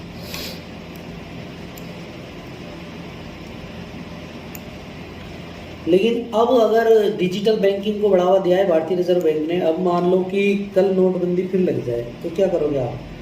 अरे फ़ोन पे से पैसे दोगे आप लोगों को, फ़ोन पे से पेट्रोल डलाओगे, फ़ोन पे से आप होटलों पे खाना खाओगे, जूस पियोगे फ़ोन पे से, मोबाइल में बैलेंस डालोगे, आटा लेके आओगे, सब्जियां लेके आओगे फ़ोन पे से। तो आजकल तो फ़ोन पे चल गया।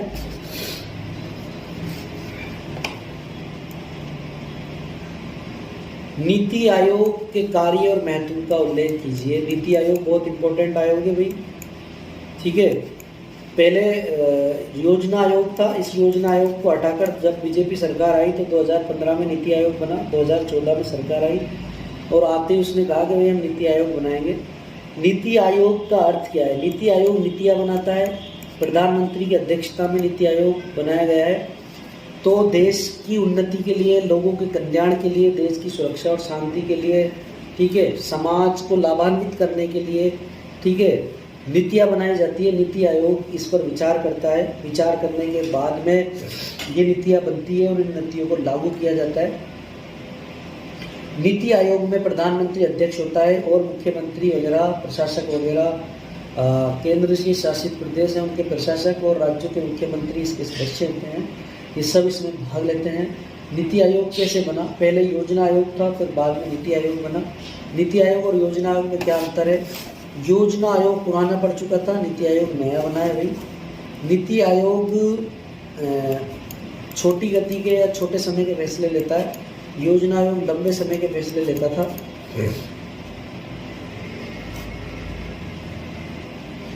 मैंने बताया था घर में हम रसोई बनाते हैं, क्यों बनाते हैं आपको पता होगा।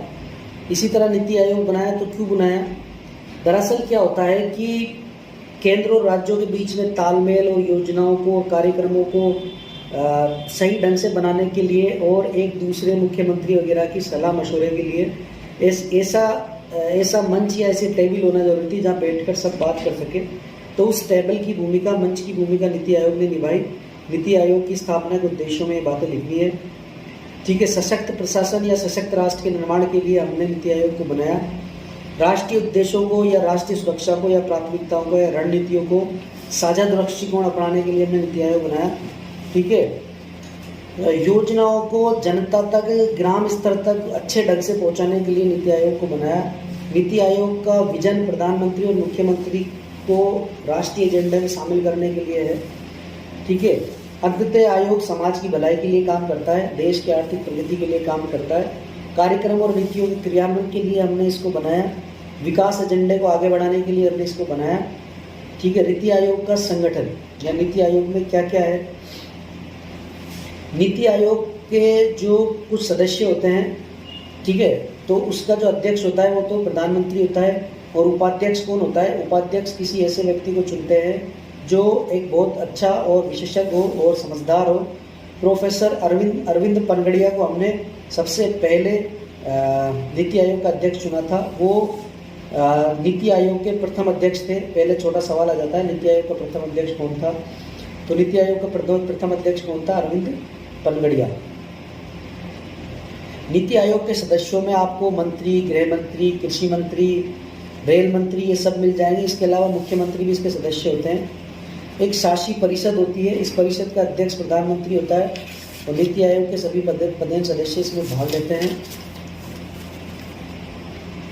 नीति आयोग के कार्य। नीति आयोग के केंद्र और राज्यों के बीच में संबंधों को बढ़ावा देता है। केंद्र और राज्यों के बीच में टकराव नहीं हो किसी योजना को लेकर, एक दूसरे से बात करने के लिए ये मंच का काम करता है। देश की उन्नति के लिए काम करता है, देश की तरक्की के लिए काम करता है, आर्थिक विकास के लिए काम करता है, विकास के एजेंडे को बढ़ावे के लिए काम करता है, लोगों की भलाई के लिए काम करता है। ठीक है, लंबी अवधि की योजना, छोटी अवधि की योजना बनाने के लिए काम करता है। ये देश को संरचनात्मक ढांचा उपलब्ध कराता है, देश की सुरक्षा के लिए काम करता है, सुशासन के लिए काम करता है, कार्यक्रमों के प्रभावी रूप से काम करने के लिए काम करता है। आलोचना, इसकी आलोचना भी करनी है अपन को। नीति आयोग का गठन प्रधानमंत्री नरेंद्र मोदी के गुजरात के मुख्यमंत्री रहते योजना आयोग के समक्ष फंडिंग के प्रोत्साहित करने और उस दौरे में देखिए नीति आयोग जो है एक तरीके से इसका गठन है ना योजना आयोग की जगह पे किया गया है, लेकिन योजना आयोग भी वही काम कर रहा था जो नीति आयोग कर रहा था, नीति आयोग कर रहा है। तो योजना आयोग और नीति आयोग के बीच में ज़्यादा फर्क नहीं है। फिर नीति आयोग की स्थापना करने की क्या आवश्यकता थी, ये नीति आयोग की आलोचना में लिखनी है आपको। नीति आयोग की सुधार के लिए आपको उपाय लिखने हैं। टेक्नोलॉजी को इस्तेमाल करना होगा, टेबल के रूप में काम करना होगा, सभी मंत्रियों को वीडियो कॉन्फ्रेंसिंग के जरिए शामिल करते हुए काम करना होगा। इसमें सुधार के लिए आप लिख सकते हो कि जिस तरह योजना आयोग धीमी गति से काम करता था, नीति आयोग भी आज धीमी गति से ही काम कर रहा है। नीति आयोग भी योजनाओं को स्पष्ट रूप से लागू नहीं कर पाता, कई सालों तक योजना लटकी रहती है, जैसे योजना आयोग की लटकी रहती थी। तो नीति आयोग को चाहिए कि अपनी योजनाओं को तुरंत धरातल पर लागू करें। अगला प्रश्न है व्यवस्थापिका के बारे में। व्यवस्थापिका क्या होती है? व्यवस्थापिका से आप क्या समझते हैं? भारत में व्यवस्थापिका के कार्य और भूमिका का वर्णन कीजिए। व्यवस्थापिका का अर्थ क्या है? देखिए, इसको मैं एक उदाहरण से समझाता हूँ आपको। ये हमारी लोकसभा है, ये हमारी राज्यसभा है और ये हमारा राष्ट्रपति है। ठीक है, अब कोई कानून बनाया हमने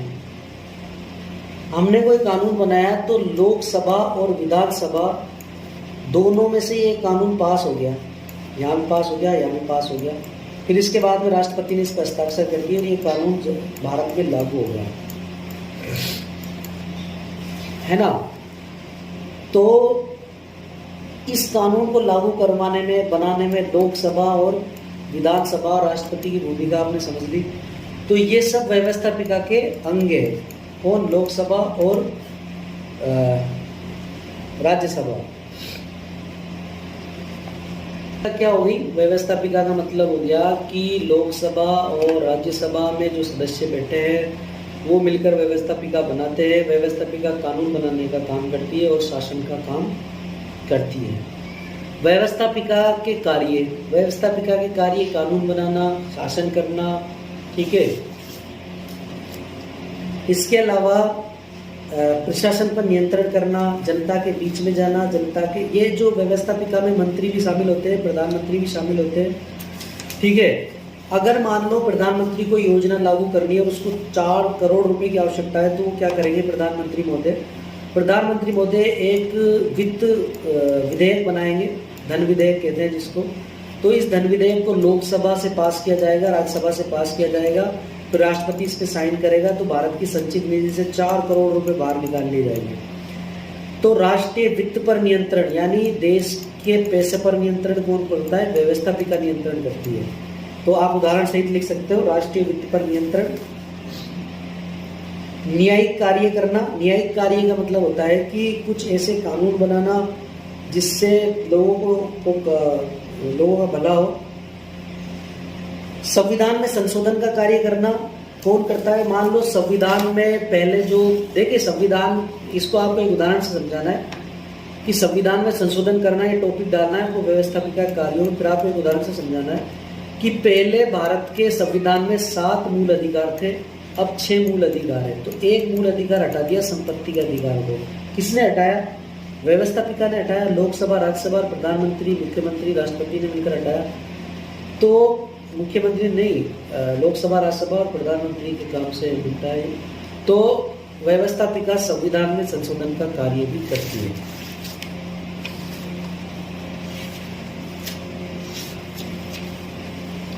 निर्वाचन संबंधी कार्य को देखना, ठीक है, जनता का प्रतिनिधित्व करना, समाज का शिक्षण करना, समाज में अच्छाइयों को पहुंचाना, सुरक्षा तंत्र का काम करना, ठीक है, गृह मंत्री के रूप में देश की सुरक्षा को रूप में काम करना, कृषि मंत्री के रूप में देश की कृषि को बढ़ावा देना, शिक्षा मंत्री के रूप में देश की शिक्षा को बढ़ावा देना, ये सारी बातें आप इसमें लिख सकते हो दोस्तों।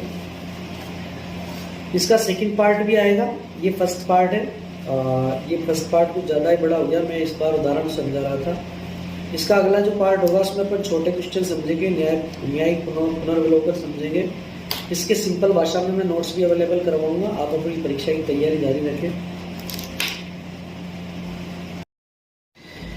कार्यपालिका, न्यायपालिका और व्यवस्थापिका का, तीनों का आपको अर्थ समझ में आना जरूरी है, तीनों का डिफरेंस समझ में आना जरूरी है। जब तक इन तीनों के बारे में आप समझ नहीं पाओगे तो आपका लोक प्रशासन का जो पेपर है वही अधूरा है। यानी लोक प्रशासन को समझने से के पेपर का मतलब है आपको इन तीनों का मतलब समझ में आना जरूरी है, चाहे आपकी एग्ज़ाम में आए चाहे नहीं आए। आपकी परीक्षा में इससे संबंधित क्वेश्चन जरूर आते हैं। वैसे कार्यपालिका का 2 कार्य बताइए, न्यायपालिका के कार्य बताइए, न्यायपालिका की स्वतंत्रता के लिए 2 चीज़ें बताओ, कार्यपालिका के दोष बताओ, व्यवस्थापिका के बारे में बताओ। ये खूब सारे प्रश्न बनते हैं, आप पीछे के पेपरों को उठाकर देखिए। और ये प्रश्न भी मैं आपके पेपरों में से ही सेलेक्ट करता हूँ, मैं खुद अपनी मर्जी से नहीं चुनता। तो ये वो प्रश्न होते हैं जो रिपीट होते रहते हैं और बाकी दोबारा से परीक्षा में आने वाले वो प्रश्न होते हैं ये। तो सबसे पहले हम कार्यपालिका और व्यवस्थापिका को समझेंगे। कार्यपालिका और व्यवस्थापिका को समझिए। देखिए, आपने देखा होगा, आपने नाम सुना होगा राहुल गांधी का, ठीक है, और आपने नाम सुना होगा श्री नरेंद्र मोदी का। तो श्री राहुल गांधी और श्री नरेंद्र मोदी दोनों का नाम सुना है आपने, ठीक है। ये दोनों कार्यपालिका या व्यवस्थापिका जो उससे भी संबंधित है, इसको अपन उदाहरण से समझ रहे हैं। बहुत बढ़िया उदाहरण है ये, समझिए। जो श्री राहुल गांधी है वो व्यवस्थापिका का हिस्सा है। किसका? व्यवस्थापिका का हिस्सा है।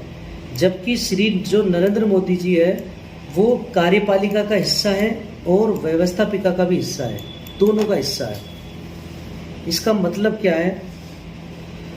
देखिए, समझिए, लोकसभा के सदस्य होते हैं, आम चुनाव होते हैं। जैसे आपने देखा होगा कि जब आम चुनाव होते हैं तो बीजेपी प्रचार के लिए आती है, कांग्रेस प्रचार के लिए आती है, राहुल गांधी आते हैं, नरेंद्र मोदी आते हैं, तो वो प्रचार करते हैं, अरुण जेटली वगैरह सब आते हैं। वो इसके बाद में वो प्रचार करने के बाद में अपन वोट करते हैं। वोट करने के बाद में केंद्र में सरकार बनती है, जिसको भी हम वोट करते हैं उसकी सरकार बन जाती है। जिसके ज़्यादा वोट मिलते हैं, ज़्यादा सीटें मिलती है, उसकी सरकार बन जाती है। तो देखिए, जैसे मान लो कि देश में टोटल हमारे लोकसभा में जो टोटल सीटें हैं वो 545 है, तो हम समझने के लिए हम सीटें ले लेते हैं यहाँ पर 600। जैसे मान लो कि हमारे लोकसभा में कितनी सीटें, टोटल 600 सीटें मान लेते हैं हम थोड़ी देर के लिए। इन 600 सीटों में से 400 सीटें जीत ली बीजेपी ने। थोड़ी देर के लिए मान लेते हैं 400 सीटें किसने जीत ली? बीजेपी ने। जबकि 200 सीटें किसने जीत ली? कांग्रेस ने। दो ही दल मानते हैं, पर बीजेपी का दल है और कांग्रेस का दल है। तो 400 सीटें बीजेपी ने जीत ली, 200 सीटें किसने जीत ली? कांग्रेस ने। अब सरकार किसकी बन रही है? बीजेपी की। बीजेपी का प्रधानमंत्री बन रहा है, बीजेपी के मंत्री बनेंगे, वित्त मंत्री, गृह मंत्री और रक्षा मंत्री, ये सब किसके बनेंगे? बीजेपी के। जबकि ये जो 200 सदस्य हैं किसके? कांग्रेस के। ये क्या करेंगे? इनका भी रोल है, इनको हमको चुनकर भेजा है तो वैसे ही नहीं भेजा। अब ये हार गए तो ये 200 चुने गए तो इनका भी कुछ रोल होगा। तो ये रोल कहाँ अदा करते हैं? ये रोल अदा करते हैं व्यवस्थापिका के अंदर। किसमें? व्यवस्थापिका के अंदर। लेकिन बीजेपी ने 400 सीटें जीती। 400 सीटों को जीतने के बाद में इन्होंने एक प्रधानमंत्री बनाया, ठीक है, और हम मान लेते हैं इन्होंने 30 मंत्री बनाए। कितने? 30। तो टोटल संख्या कितनी हो गई? 31। तो इनकी जो मंत्री परिषद है, प्रधानमंत्री और मंत्री, इनको बोलेंगे हम कार्यपालिका। यानी ये जो 31 लोग हैं ये क्या कहलाएंगे? कार्यपालिका। आपके अर्थ समझ में आ गया? और ये 600 के 600 जो लोग हैं ये कहलाएंगे व्यवस्थापिका। क्या कहलाएंगे? व्यवस्थापिका। इसके अलावा इसमें राज्यसभा के सदस्य भी जुड़ गए। अब राज्यसभा के सदस्य अपन ने मान लिया यहाँ पे 200 सदस्य हैं राज्यसभा में, ठीक है। तो 600 और 200 कितने हो गए? 800। तो व्यवस्थापिका के टोटल सदस्य कितने हो गए? 800। और कार्यपालिका के कितने से सदस्य हैं? मात्र 31 सदस्य। एक प्रधानमंत्री और 30 उसके मंत्री। तो ये सब कार्यपालिका के सदस्य हो गए। अब कार्यपालिका के हाथ में क्या आ गया? गृह मंत्रालय आ गया। गृह मंत्री बना दिया, रक्षा मंत्री बना दिया, शिक्षा मंत्री बना दिया, पशुपालन मंत्री बना दिया, कृषि मंत्री बना दिया। ये सब किस में आ गए? कार्यपालिका में आ गए। ये अपना काम कर रहे हैं, व्यवस्थापिका अपना काम कर रही है। कार्यपालिका के क्या काम है? कार्यपालिका देश में शासन चलाने का काम करेगी। कार्यपालिका कृषि योजनाओं को लागू करेगी। गृह मंत्री के रूप में काम करेगा। गृह मंत्री तो देश की सुरक्षा, अखंडता, शांति के लिए काम करेगी कार्यपालिका। तो ये कार्यपालिका के काम हो गए। इसी तरीके से व्यवस्थापिका। अब ये जितने भी हमारे मंत्री शंत्री काम करते हैं ना, ये जितने भी मंत्री शंत्री जो काम करते हैं शिक्षा के क्षेत्र में, लोगों के कल्याण के क्षेत्र में, शांति सुरक्षा, दंगों को रोकना, ठीक है, विदेश मंत्री के कार्य, ये सब कार्यपालिका के कार्यों में आ चुका है। आप बहुत सारा इसमें लिख सकते हो। हमारी सरकार के ऊपर एक नजर डालो, कौन सा मंत्री क्या काम कर रहा है, वही चीज आपको कार्यपालिका के कार्यों के अंदर लिखनी है। इसके बाद में आता है व्यवस्थापिका का रोल। देखिए लोकसभा में हमने कितने सदस्य माने? टोटल 600 सदस्य माने हैं थोड़ी देर के लिए, और 200 सदस्य हमने इसमें माने हैं राज्यसभा में। तो 600 और 200 कितने हो गए? टोटल 800 सदस्य हो गए। अब ये 800 सदस्यों को कोई कानून बनाना है, ठीक है। इन 800 सदस्यों को कोई कानून बनाना है तो ये कानून बनाएंगे मिलकर, ठीक है। कांग्रेस के ये 200 सदस्य और राज्यसभा के ये 200 सदस्य मिलकर अगर ये चाहते हैं कि बीजेपी कोई कानून लाती है, उस कानून को ये रोकना चाहते हैं, तो ये उस कानून को रोक नहीं पाएंगे।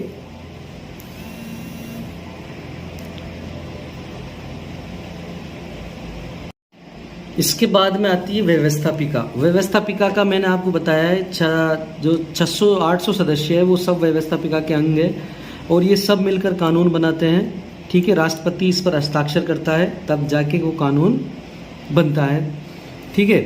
जैसे मान लो कि सरकार को 4 करोड़ रुपए खर्च करने किसी पेंशन योजना में। अब सरकार क्या है? धन विधेयक लाएगी। अब ये धन विधेयक लोकसभा में पास होना जरूरी है। लोकसभा में पास होने के बाद में सरकार पैसे निकाल पाएगी। तो इसी तरीके से सरकार पैसे निकालती है। इसी तरीके से कोई और कानून है वो सरकार को बनाना है, जैसे संविधान में संशोधन करना है, तो संविधान में संशोधन करने के लिए पहले लोकसभा में पास होगा बिल, फिर राज्यसभा में बिल पास होगा, या पहले राज्यसभा में पास होगा फिर लोकसभा में पास होगा, फिर राष्ट्रपति उस पर शासन करेगा। तो ये काम किसका है? ये व्यवस्थापिका का काम है, ठीक है। तो राहुल गांधी जी जो है वो किसका हिस्सा है? व्यवस्थापिका का हिस्सा है। हालांकि वो कार्यपालिका का हिस्सा नहीं है, लेकिन कार्यपालिका के जो मंत्री हैं, जो संतरी हैं, जो प्रधानमंत्री हैं, ये सब किसके हिस्सा है? कार्यपालिका का हिस्सा है, लेकिन साथ ही ये व्यवस्थापिका के भी हिस्सा है। आपके समझ में आ ही गया होगा। इसके बाद में आता है न्यायपालिका।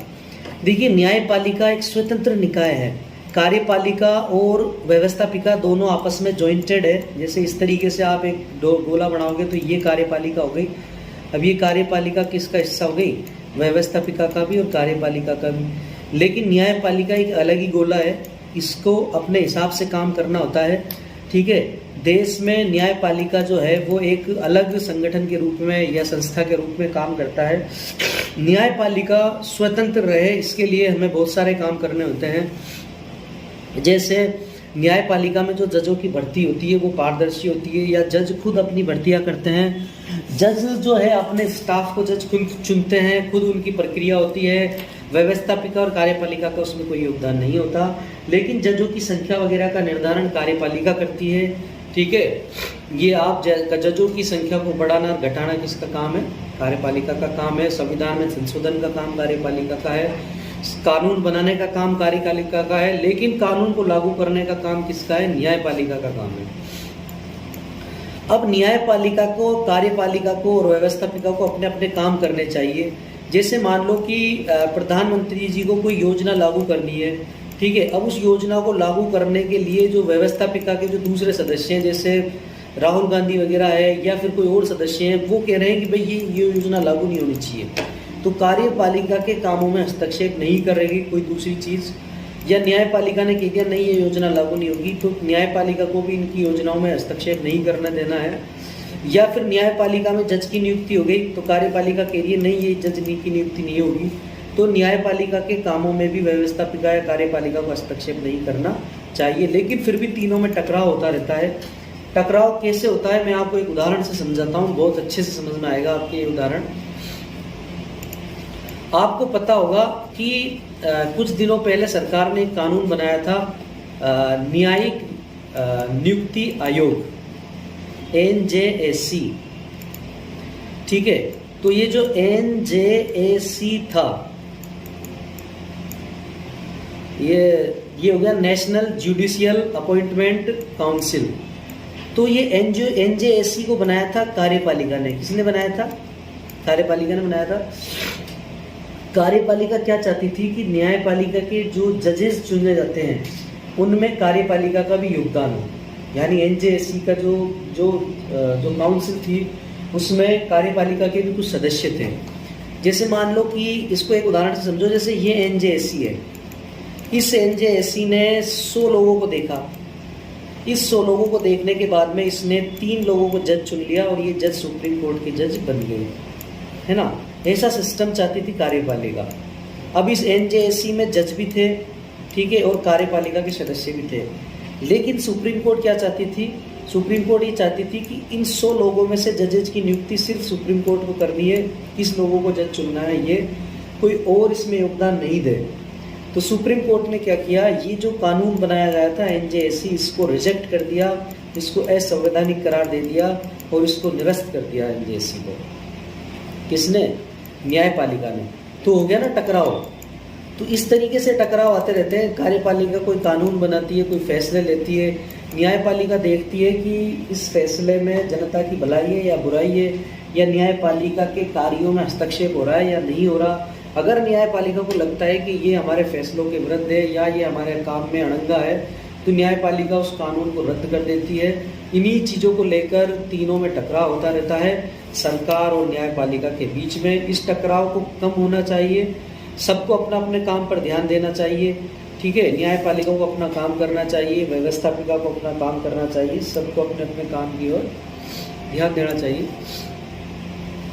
भारत में क्षेत्रीय दलों की क्या भूमिका है, ये काफ़ी प्रश्न आता है। ये आता है गठबंधन सरकार क्या होती है, इसका अर्थ बताइए। या क्या आता है गठबंधन सरकार में की भूमिका या गठबंधन सरकार के कार्यों का वर्णन करो। देखिए, एक गाड़ी है जीप, ये मान लो जीप है आपकी, इसमें 4 टायर है, ये 1 और ये 2 टायर और ये पीछे 3 और ये 4 टायर, ठीक है। तो सरकार भी एक जीप की तरह होती है।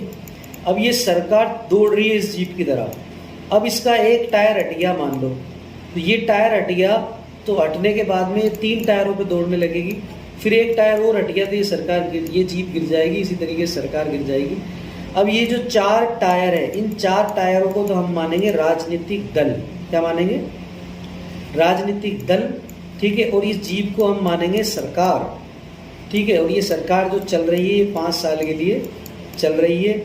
अगर एक टायर भी छूटता है, अगर एक राजनीतिक दल भी बाहर हटता है तो ये गठबंधन सरकार होती है। ये इस गठबंधन सरकार में क्षेत्रीय दल और राजनीतिक दल, देखिए ये पूरा भारत है, ठीक है। इस भारत में कई सारे राज्य हैं, ठीक है। इन राज्यों में अलग अलग राजनीतिक दल पनपे हुए हैं।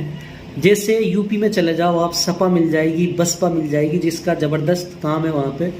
इस तरह आप दिल्ली में चले जाओ, आपको आप मिल जाएगी, आम आदमी पार्टी। इस तरह आप पंजाब में चले जाओ, आप पंजाब में आपको आम आदमी पार्टी मिल जाएगी, अकाली दल मिल जाएगा। आप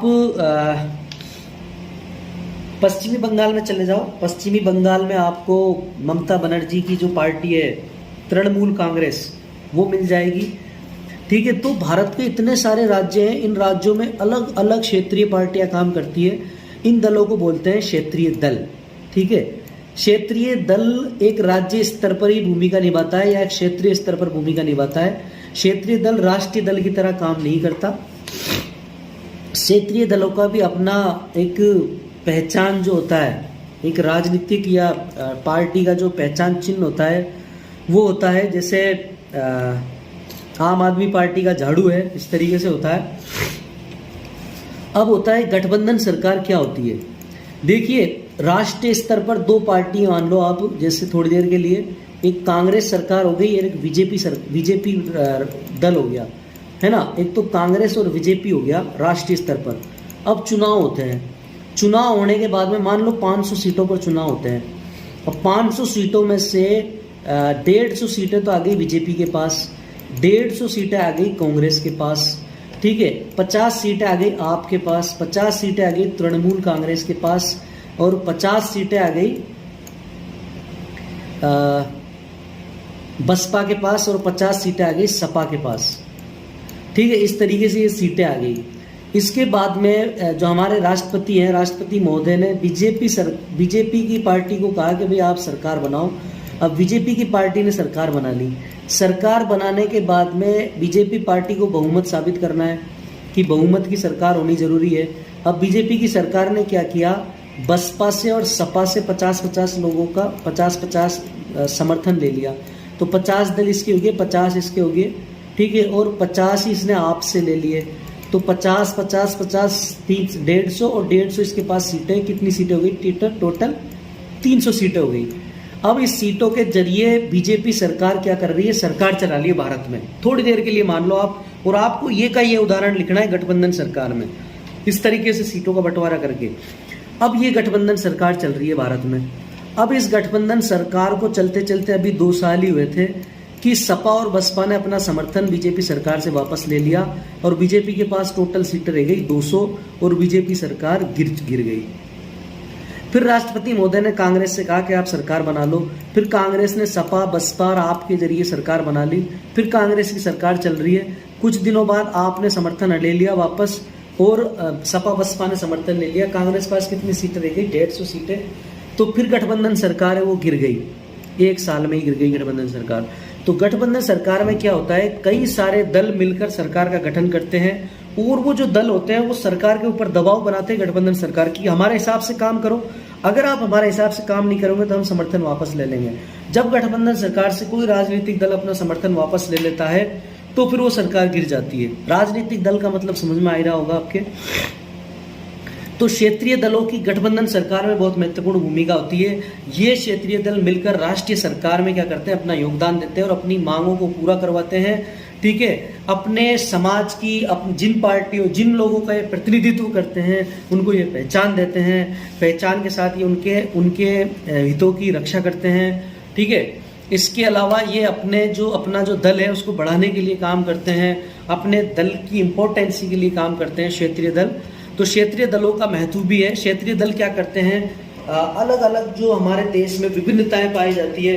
देखिए कश्मीर से लेकर कन्याकुमारी तक हमारे देश में कई तरह की विभिन्नताएं पाई जाएगी, तो उन विभिन्नताओं का प्रतिनिधित्व करते हैं क्षेत्रीय दल। कोई मीणाओं का दल है, कोई भीलों का दल है, कोई मुस्लिमों का दल है, कोई जैनों का दल है, कोई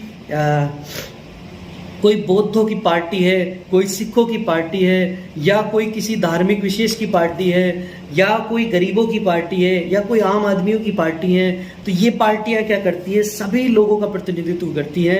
चाहे फ्रांस हो, चाहे इंग्लैंड हो, ठीक है, चाहे स्विट्जरलैंड हो, क्षेत्रीय दल बहुत महत्वपूर्ण भूमिका निभाते हैं सरकारों में। छोटे प्रश्न आते हैं आपके, नौकरशाही का क्या अर्थ है? देखिए, सरकार को चलाने के लिए सरकार को नौकरशाही की जरूरत होती है। तो सरकार को चलाने के लिए जो अधिकारियों का जो बस्ता होता है, जो अधिकारियों का जो दल होता है, उसको नौकरशाही बोलते हैं। ठीक है, नौकरशाही का अर्थ होता है कि ये सरकार को चलाने के लिए जो अधिकारियों का दल होता है, उसको नौकरशाही कहते हैं।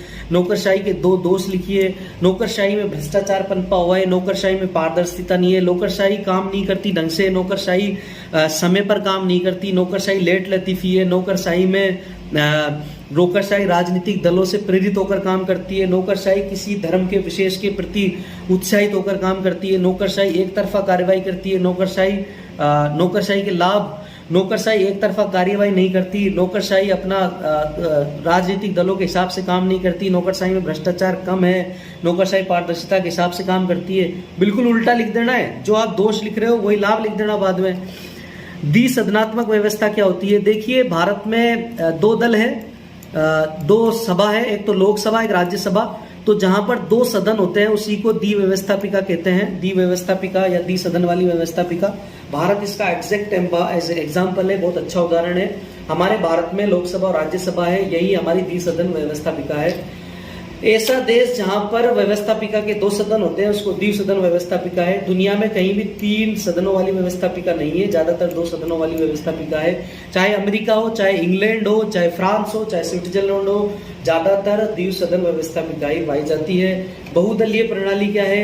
देखिए, जैसे चीन है, चीन में एक ही दल है, लेकिन भारत में बहुत सारे दल है। इसको जहां पर बहुत सारे दल मिलकर सरकार बनाते हैं या चुनाव में भाग लेते हैं उसको बहुदलीय प्रणाली कहते हैं। जैसे भारत में कांग्रेस, बीजेपी, बसपा, सपा, आम आदमी पार्टी, तृणमूल कांग्रेस, ठीक है, इस तरीके की पार्टियां भाग लेती है, तो इनको बहुदलीय प्रणाली कहा जाता है। भारत में कितने भी दल बनाए जा सकते हैं, कोई दलों पर बनाने पर रोक नहीं है। दल बनाने पर स्वतंत्रता है, दल बनाकर आप चुनाव में लड़ सकते हो, आपको कोई रोकने वाला नहीं है। राजनीतिक दलों के कार्य, राजनीतिक दलों के कार्य आता है छोटा टॉपिक, आप राजनीतिक दलों के कार्यों में लिखोगे। राजनीतिक दल चुनाव में भाग लेते हैं, राजनीतिक दल जनता का प्रतिनिधित्व करते हैं, अपने कैंडिडेट्स को चुनाव लड़वाते हैं। चुनाव लड़ने के बाद में वो क्या करते हैं, अपनी सरकार को चुनते हैं, अपनी सरकार के मंत्रियों को चुनते हैं। अगर राजनीतिक दलों को बहुमत हासिल होता है तो वो सरकार चलाते हैं, देश में व्यवस्था स्थापित करते हैं, स्वतंत्रता, समानता, भाईचारे के लिए काम करते हैं, सुरक्षा स्थापित करते हैं, देश की अर्थव्यवस्था को मजबूत करते हैं। राजनीतिक दलों की बहुत महत्वपूर्ण भूमिका है भारत में। दरअसल भारत में सरकार को चलाने के लिए राजनीतिक दल अपने कैंडिडेट्स को चुनाव में उतारते हैं। राजनीतिक दल ही सरकार है और सरकार ही राजनीतिक दल है, ठीक है। राजनीतिक दलों का अपना एक संविधान होता है, राजनीतिक दल अपने उस संविधान के प्रति, अपनी इस विचारधारा के प्रति उसके हिसाब से वो काम करते हैं। राजनीतिक दलों का अपना फंडा होता है, वो किसको वोट देते हैं। कई राजनीतिक दलों में लोकतांत्रिक व्यवस्था है, जब भी कई लोकतांत्रिक दलों में तानाशाही की व्यवस्था है। कई लोकतांत्रिक दलों में अध्यक्ष वगैरह बदलते रहते हैं, लेकिन कई राजनीतिक दलों में जो अध्यक्ष है वो कई पीढ़ियों से उसी परिवार के सदस्य होते हैं। कई राजनीतिक दल क्षेत्रीय होते हैं, कई राजनीतिक दल राष्ट्रीय होते हैं। क्षेत्रीय दलों में जैसे आम आदमी पार्टी, राष्ट्रीय दलों में जैसे बसपा, सपा, ठीक है, इसके अलावा राष्ट्रीय कांग्रेस, इसके अलावा भारतीय जनता पार्टी, ठीक है, ये सब राष्ट्रीय दल हैं। राजनीतिक दल, राष्ट्रीय दल, राज्य दल और क्षेत्रीय दलों में हम इनको बांट सकते हैं। राजनीतिक दलों के बाद में अलग क्वेश्चन आता है, न्यायपालिका की स्वतंत्रता कैसे बनी रहे।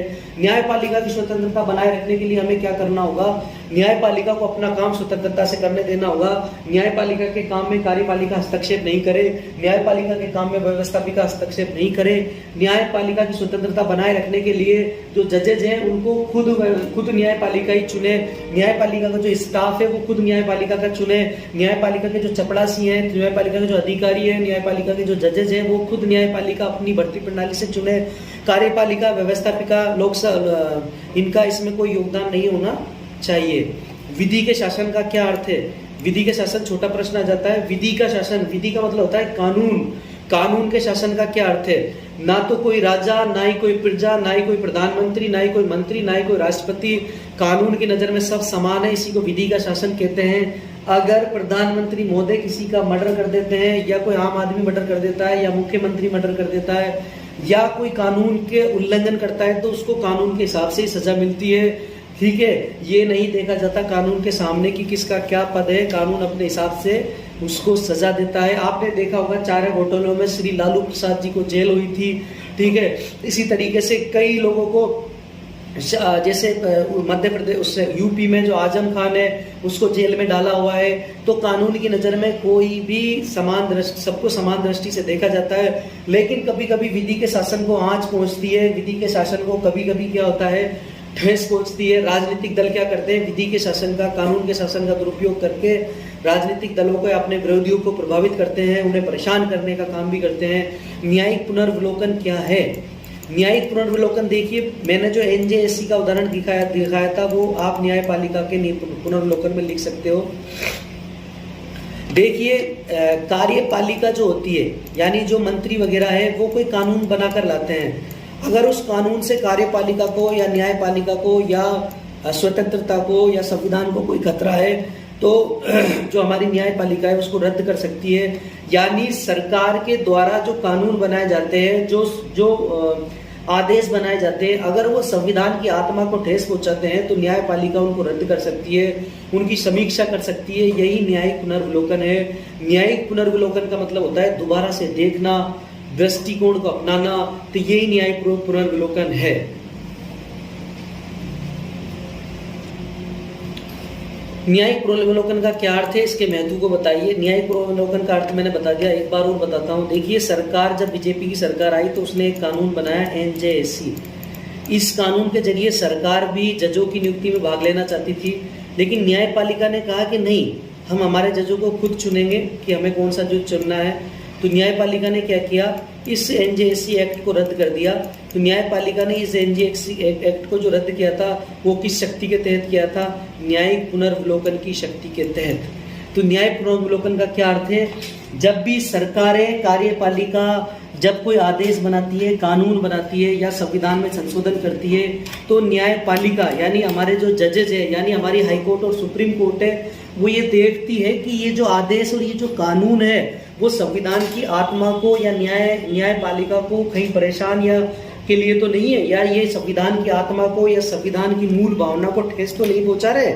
अगर ये ठेस पहुंचा रही है तो इनको न्यायपालिका रद्द कर देती है, फिर कार्यपालिका कुछ नहीं कर सकती। जब न्यायपालिका ऐसा करती है तो न्यायपालिका और कार्यपालिका के बीच में कभी कभी टकराव हो जाता है, जो कई बार देखने को सामने आता है। न्यायिक पुनर्विलोकन के उदाहरण, एनजेएससी का उदाहरण दे देना आप। न्यायिक पुनर्विलोकन की विशेषता, न्यायिक पुनर्विलोकन की विशेषता में आपको लिखना है कि न्यायिक पुनर्विलोकन के जरिए न्यायपालिका आगे बढ़कर किसी कानून की समीक्षा करती है। अगर न्यायपालिका को लगता है कि वो कानून गलत है तो वो उसको रद्द कर सकती है। न्यायपालिका की न्यायिक पुनर्विलोकन की विशेषता में आपको लिखना है कि ये न्यायपालिका के शासन को बढ़ावा देता है, ये संविधान की सर्वोच्चता को बनाए रखता है, ये संविधान को, ये शासन को बढ़ावा देता है, कानून के शासन को बढ़ावा देता है, ये संविधान की सर्वोच्चता को आगे बढ़ाता है, ये न्यायपालिका के महत्व को दिखाता है, ये न्यायपालिका को मजबूत करता है, ये न्यायपालिका, कार्यपालिका और व्यवस्थापिका के अलग अलग जो कार्य हैं उनमें हस्तक्षेप करता है, ये न्यायपालिका की शक्ति का प्रदर्शन करता है। ठीक है, इससे न्यायपालिका कार्यपालिका के बीच में टकराव होते हैं। न्याय पुनर्विलोकन के महत्व में भी यही बातें लिखनी है। न्याय पुनर्विलोकन और विवाद में आपको एनजेएससी का उदाहरण दे देना है। ठीक है, सुझाव में आपको लिखना है कि कार्यपालिका, न्यायपालिका और व्यवस्थापिका को अपने अपने काम अलग अलग तरीके से करने चाहिए, संविधान के दायरे में रहकर करने चाहिए। ना ही कार्यपालिका ऐसा कानून काम करे जो न्यायपालिका को ठेस पहुंचाए, ना ही न्यायपालिका ऐसा काम करे जो कार्यपालिका को ठेस पहुंचाए, ना ही व्यवस्थापिका को ऐसा काम करे जो कार्यपालिका या न्यायपालिका को। इस दुनिया में किसी व्यक्ति ने जन्म ले लिया तो उसे जीने का अधिकार है, उसे सांस लेने का अधिकार है, उसे स्वच्छ पानी पीने का अधिकार है, उसे स्वच्छ वायु के सांस लेने का अधिकार है, उसे अच्छे कपड़े, उसे अच्छी आज़ादी, उसे बोलने का अधिकार है। ठीक है, उसे अपनी आर्थिक उन्नति का अधिकार है, उसे काम करने का अधिकार है। ठीक है, वो इतनी तरक्की करे कि दुनिया का सबसे नंबर 1 आदमी बन सके, उसे ये अधिकार है। तो ये सारे अधिकार किसकी श्रेणी में आते हैं? मानव अधिकार की श्रेणी में आते हैं। मानव अधिकार के अर्थ में आपको ये बातें लिखनी है जो मैंने अभी अभी बोली है।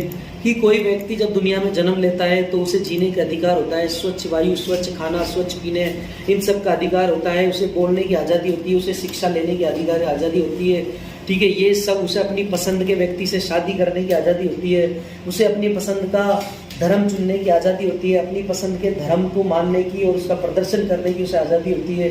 ये सब मानव अधिकारों की श्रेणी में आता है। अगर इन अधिकारों को ठेस पहुंचती है, यानी उन अधिकारों को कोई सरकार क्षति पहुंचाती है, तो फिर सरकारों को क्या करना चाहिए, राष्ट्रपति महोदय को, न्यायपालिका को क्या करना चाहिए, भारत में मानव अधिकार आयोग की स्थापना करनी चाहिए। तो भारत में मानव अधिकार आयोग की आवश्यकता क्यों महसूस हुई? भारत में कई तरह की प्रजातियां रहती है, कई तरह के धर्म रहते हैं, कई तरह के लोग रहते हैं, गरीब अमीर सब तरीके के लोग रहते हैं। भारत में कई तरीके के झगड़े होते रहते हैं। हमने देखा है भारत में बहुत ज़्यादा गरीबी भी है। तो मानव अधिकार आयोग की स्थापना की आवश्यकता इसलिए भी महसूस हुई क्योंकि हम देखते हैं कि मानव अधिकारों को कुचलने के लिए जो लोग काम कर रहे हैं उनको रोकने के लिए मानव अधिकार आयोग की स्थापना की आवश्यकता थी, और भारत ने मानव अधिकार आयोग की स्थापना भी की। ठीक है, राष्ट्रीय मानव अधिकार आयोग का गठन कैसे हुआ, कब हुआ, क्यों हुआ, और इसमें कौन कौन अध्यक्ष होता है, इसके सदस्य कौन होते हैं, इसके अध्यक्ष और सदस्यों को कैसे चुना जाता है, ये सारी बातें आपको राष्ट्रीय मानव अधिकार आयोग की संरचना में लिखनी है। अभी मानव अधिकार आयोग का अध्यक्ष कौन है, इसकी संरचना कैसी होती है, सारी बातें आपको लिखनी है। मानव अधिकार के कार्य क्या है? देखिए, एक व्यक्ति है, इस व्यक्ति ने मर्डर कर दिया, ये व्यक्ति है कोई ए, इस व्यक्ति ने किसी व्यक्ति का मर्डर कर दिया। पुलिस ने इस ए व्यक्ति को पकड़ा, ए व्यक्ति को पकड़ने के बाद में पुलिस ने इसको पुल पे खड़ा किया, पुल पे खड़ा करने के बाद में इसकी गोली मार दी, एनकाउंटर कर दिया। एनकाउंटर करने के बाद में क्या हुआ, खबर है अखबार में खबर आई, तो मानव अधिकार आयोग के किसी सदस्य ने देखा कि यार ये क्या हुआ, किसी व्यक्ति ने मर्डर कर दिया किसी व्यक्ति का, तो उस व्यक्ति को पुलिस ने पुल पे ले जाकर मार दिया। नहीं, ऐसा नहीं होना चाहिए भाई, कानून का शासन स्थापित होना चाहिए। अगर किसी ने मर्डर कर दिया तो उसको पकड़ के पुलिस क्या करेगी, जेल में डालेगी, फिर उस पर न्यायपालिका उसको सजा देगी, या तो उसे फांसी की सजा दे दे, या उसे 10 साल की सजा दे दे, या 20 साल की सजा दे दे। ये काम किसका है? न्यायपालिका का। सजा देने का काम न्यायपालिका है, पुलिस का काम नहीं है। पुलिस का काम है उसको पकड़ के न्यायपालिका के सामने पेश करे। तो राष्ट्रीय मानव अधिकार आयोग के सदस्य ने क्या किया, जब अखबार में पढ़ा कि एक व्यक्ति था जिसने ऐसे मर्डर कर दिया पुलिया पे, उस व्यक्ति को पुलिस ने पकड़कर शूट कर दिया, तो राष्ट्रीय मानव अधिकार आयोग का अध्यक्ष क्या करेगा, जिस पुलिस ने उसको शूट किया था उस पुलिस को बुलाएगा अपने पास, फिर वो पुलिस आएगी, और उस पुलिस आने के बाद में राष्ट्रीय मानव अधिकार आयोग के आगे सफाई देगी कि भाई हमने नहीं किया, वो तो हमारे ऊपर शूट कर रहा था, तो हमने उसको जवाबी कार्रवाई में शूट किया है। इस तरीके से पुलिस उसको अपनी कथा सुनाएगी। तो राष्ट्रीय मानव अधिकार आयोग क्या करेगी, राष्ट्रीय मानव अधिकार आयोग पुलिस से कहेगी कि एक FIR दर्ज करिए पुलिस के खिलाफ। फिर पुलिस क्या करेगी, अपने ही खिलाफ एक FIR दर्ज करेगी, फिर उस पुलिस पे केस चलेगा न्यायपालिका में। फिर न्यायपालिका ये देखेगी कि क्या सच में जो व्यक्ति मारा गया था वो मर्डर वाला था, या सच में पुलिस ने ही मारा है, या वो खुद कूद के मर गया, या शूट किसी और ने किया, या क्या झूठा केस है, क्या है, ये सारा काम कौन देखेगी? न्यायपालिका। तो मानव अधिकार आयोग का काम हो गया, आपके समझ में आया? मानव अधिकार आयोग नजर रखता है लोगों के अधिकारों के ऊपर। जिस व्यक्ति ने मर्डर किया उसको अधिकार है अपने को कोर्ट में पेश करने का, अपना वकील करने का, अपना कानून, अपना लड़ने का, अपने केस को लड़ने का। राष्ट्रीय मानव अधिकार आयोग साल में फिर एक रिपोर्ट तैयार करता है, और ये रिपोर्ट वो राष्ट्रपति को भेज देता है। राष्ट्रपति इसको दोनों सदनों में पेश करता है। सदनों में पेश करने के बाद में राष्ट्रपति देखता है कि भाई राष्ट्रीय मानव अधिकार काम कर रहा है या नहीं कर रहा ढंग से। वित्त आयोग की संरचना और कार्यों का उल्लेख कीजिए। देखिए मैंने अभी मान लो 1000 रुपये का रिचार्ज कराया। एक उदाहरण से समझाता हूँ आपको वित्त आयोग के कार्य। वित्त आयोग क्या है, कैसे काम करता है? देखो, वित्त आयोग को समझने से पहले आप एक उदाहरण समझो। मैंने 1000 रुपये का रिचार्ज कराया। अब ये मैंने जब रिचार्ज कराया ना, तो रिचार्ज वाली कंपनी को गए 800 रुपये, और 200 रुपये गए सर्विस टैक्स के, यानी 200 रुपये सरकार के पास गए, केंद्र सरकार के पास, यानी जो सेंटर में मोदी सरकार बैठी है उसके पास। तो जैसे मेरे पास वोडाफोन की सिम है, तो 800 रुपये तो वोडाफोन कंपनी के गए और 200 रुपये सरकार को गए। अब मैं रहता हूँ भाई राजस्थान में। अब राजस्थान की सरकार, ये जो 200 रुपये सरकार ने, केंद्र सरकार ने चूज किए हैं, इसमें से कुछ पैसा अपनी राजस्थान सरकार को भी तो मिलना चाहिए कि नहीं मिलना चाहिए? मिलना चाहिए ना। तो क्या सरकार कैसे, तो केंद्र सरकार क्या करेगी कि भाई मैंने 200 रुपये रख लिए, अब मैं वित्त आयोग का एक गठन कर रही हूँ, ठीक है, और ये जो वित्त आयोग होगा ये सलाह देगा कि ये 200 रुपये में से कितना आपको देना है और कितना मुझे रखना है, ठीक है। तो वित्त आयोग के क्या काम हो गया, वित्त आयोग का ये काम हो गया कि सरकार के पास जो धन आता है टैक्स व्यवस्था से या किसी और व्यवस्था से, उस धन को बांटती है वो किसके बीच में, राज्यों के बीच में, केंद्र के बीच में और केंद्र शासित प्रदेशों के बीच में। जैसे मान लो कि केंद्र सरकार ने जो धन इकट्ठा किया टैक्स से, इनसे वो 100 रुपये है, कितना, 100 रुपये। अब वित्त आयोग ने क्या किया, वित्त आयोग ने ये कहा केंद्र सरकार से भाई 50 रुपये तो तू रख ले और ये जो 50 रुपये है ये राज्य सरकारों को बांट दे। तो केंद्र ने कहा कि नहीं ये तो ज़्यादा हो जाएंगे भाई। तो वित्त आयोग ने कहा कि नहीं, वित्त आयोग ने अपनी रिपोर्ट पेश कर दी, अब आप अपने हिसाब से फैसला करो। तो केंद्र सरकार क्या करेगी, वित्त आयोग की रिपोर्ट को चाहे तो मान लेगी चाहे तो नहीं मानेगी, ये उसके ऊपर है। यानी वित्त आयोग के जो फैसले होते हैं, जो रिपोर्ट होती है, वो माननी है या नहीं माननी है केंद्र सरकार के ऊपर है। लेकिन ज़्यादातर जो मामले होते हैं उसमें केंद्र सरकार इन कानूनों इन सिफारिशों को मान लेती है, इस रिपोर्ट को मान लेती है। तो वित्त आयोग का परिचय, वित्त आयोग एक संवैधानिक आयोग है, संविधान का एक अनुच्छेद है, शायद 280 है, मुझे सही ध्यान नहीं है। तो संविधान का एक अनुच्छेद है 280, उसके तहत वित्त आयोग का गठन किया जाता है। वित्त आयोग का गठन करने के बाद में वित्त आयोग को ये जिम्मेदारी दी जाती है कि वो सरकार के पास जो पैसा है उसका राज्यों के बीच में और केंद्र सरकार के बीच में बंटवारा करें। केंद्र शासित प्रदेशों को भी वो ले लें कि भाई दिल्ली को और पुडुचेरी को, लक्षद्वीप को, अंडमान निकोबार द्वीप को कितना कितना पैसा देना है। तो ये सब सारी ड्यूटी निर्धारित करता है वित्त आयोग। वित्त आयोग का संवैधानिक दर्जा मैंने बताया दिया, संविधान में इसका स्पष्ट वर्णन आया है कि एक वित्त आयोग होगा और वो वित्त आयोग ऐसे ऐसे वित्त का बंटवारा करेगा। वित्त का मतलब होता है पैसे, पैसा। वित्त आयोग की संरचना, वित्त आयोग में एक अध्यक्ष होता है और 4 सदस्य होते हैं। वित्त आयोग के अध्यक्ष की नियुक्ति राष्ट्रपति करता है प्रधानमंत्री की सलाह से।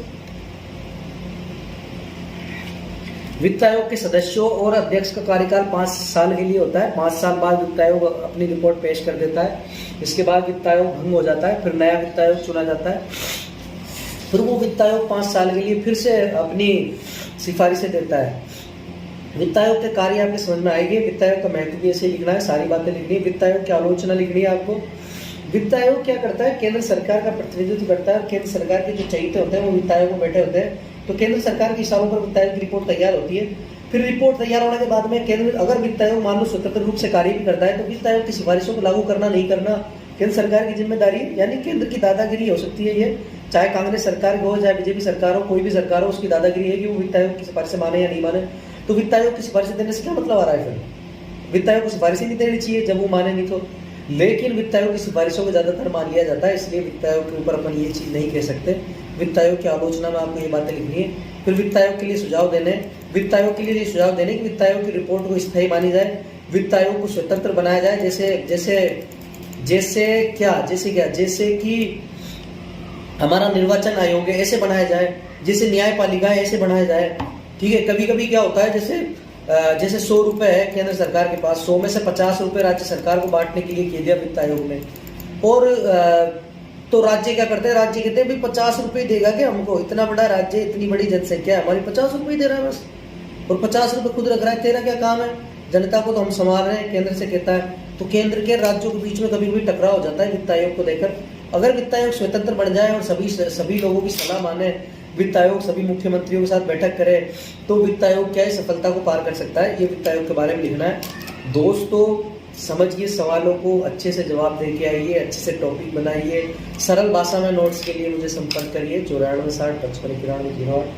वैसे तो मैं अलग अलग पार्ट बना था, लेकिन मैंने अब एक ही पार्ट में सारी चीज़ें बना दी है। ठीक है, धन्यवाद, थैंक यू, शुक्रिया।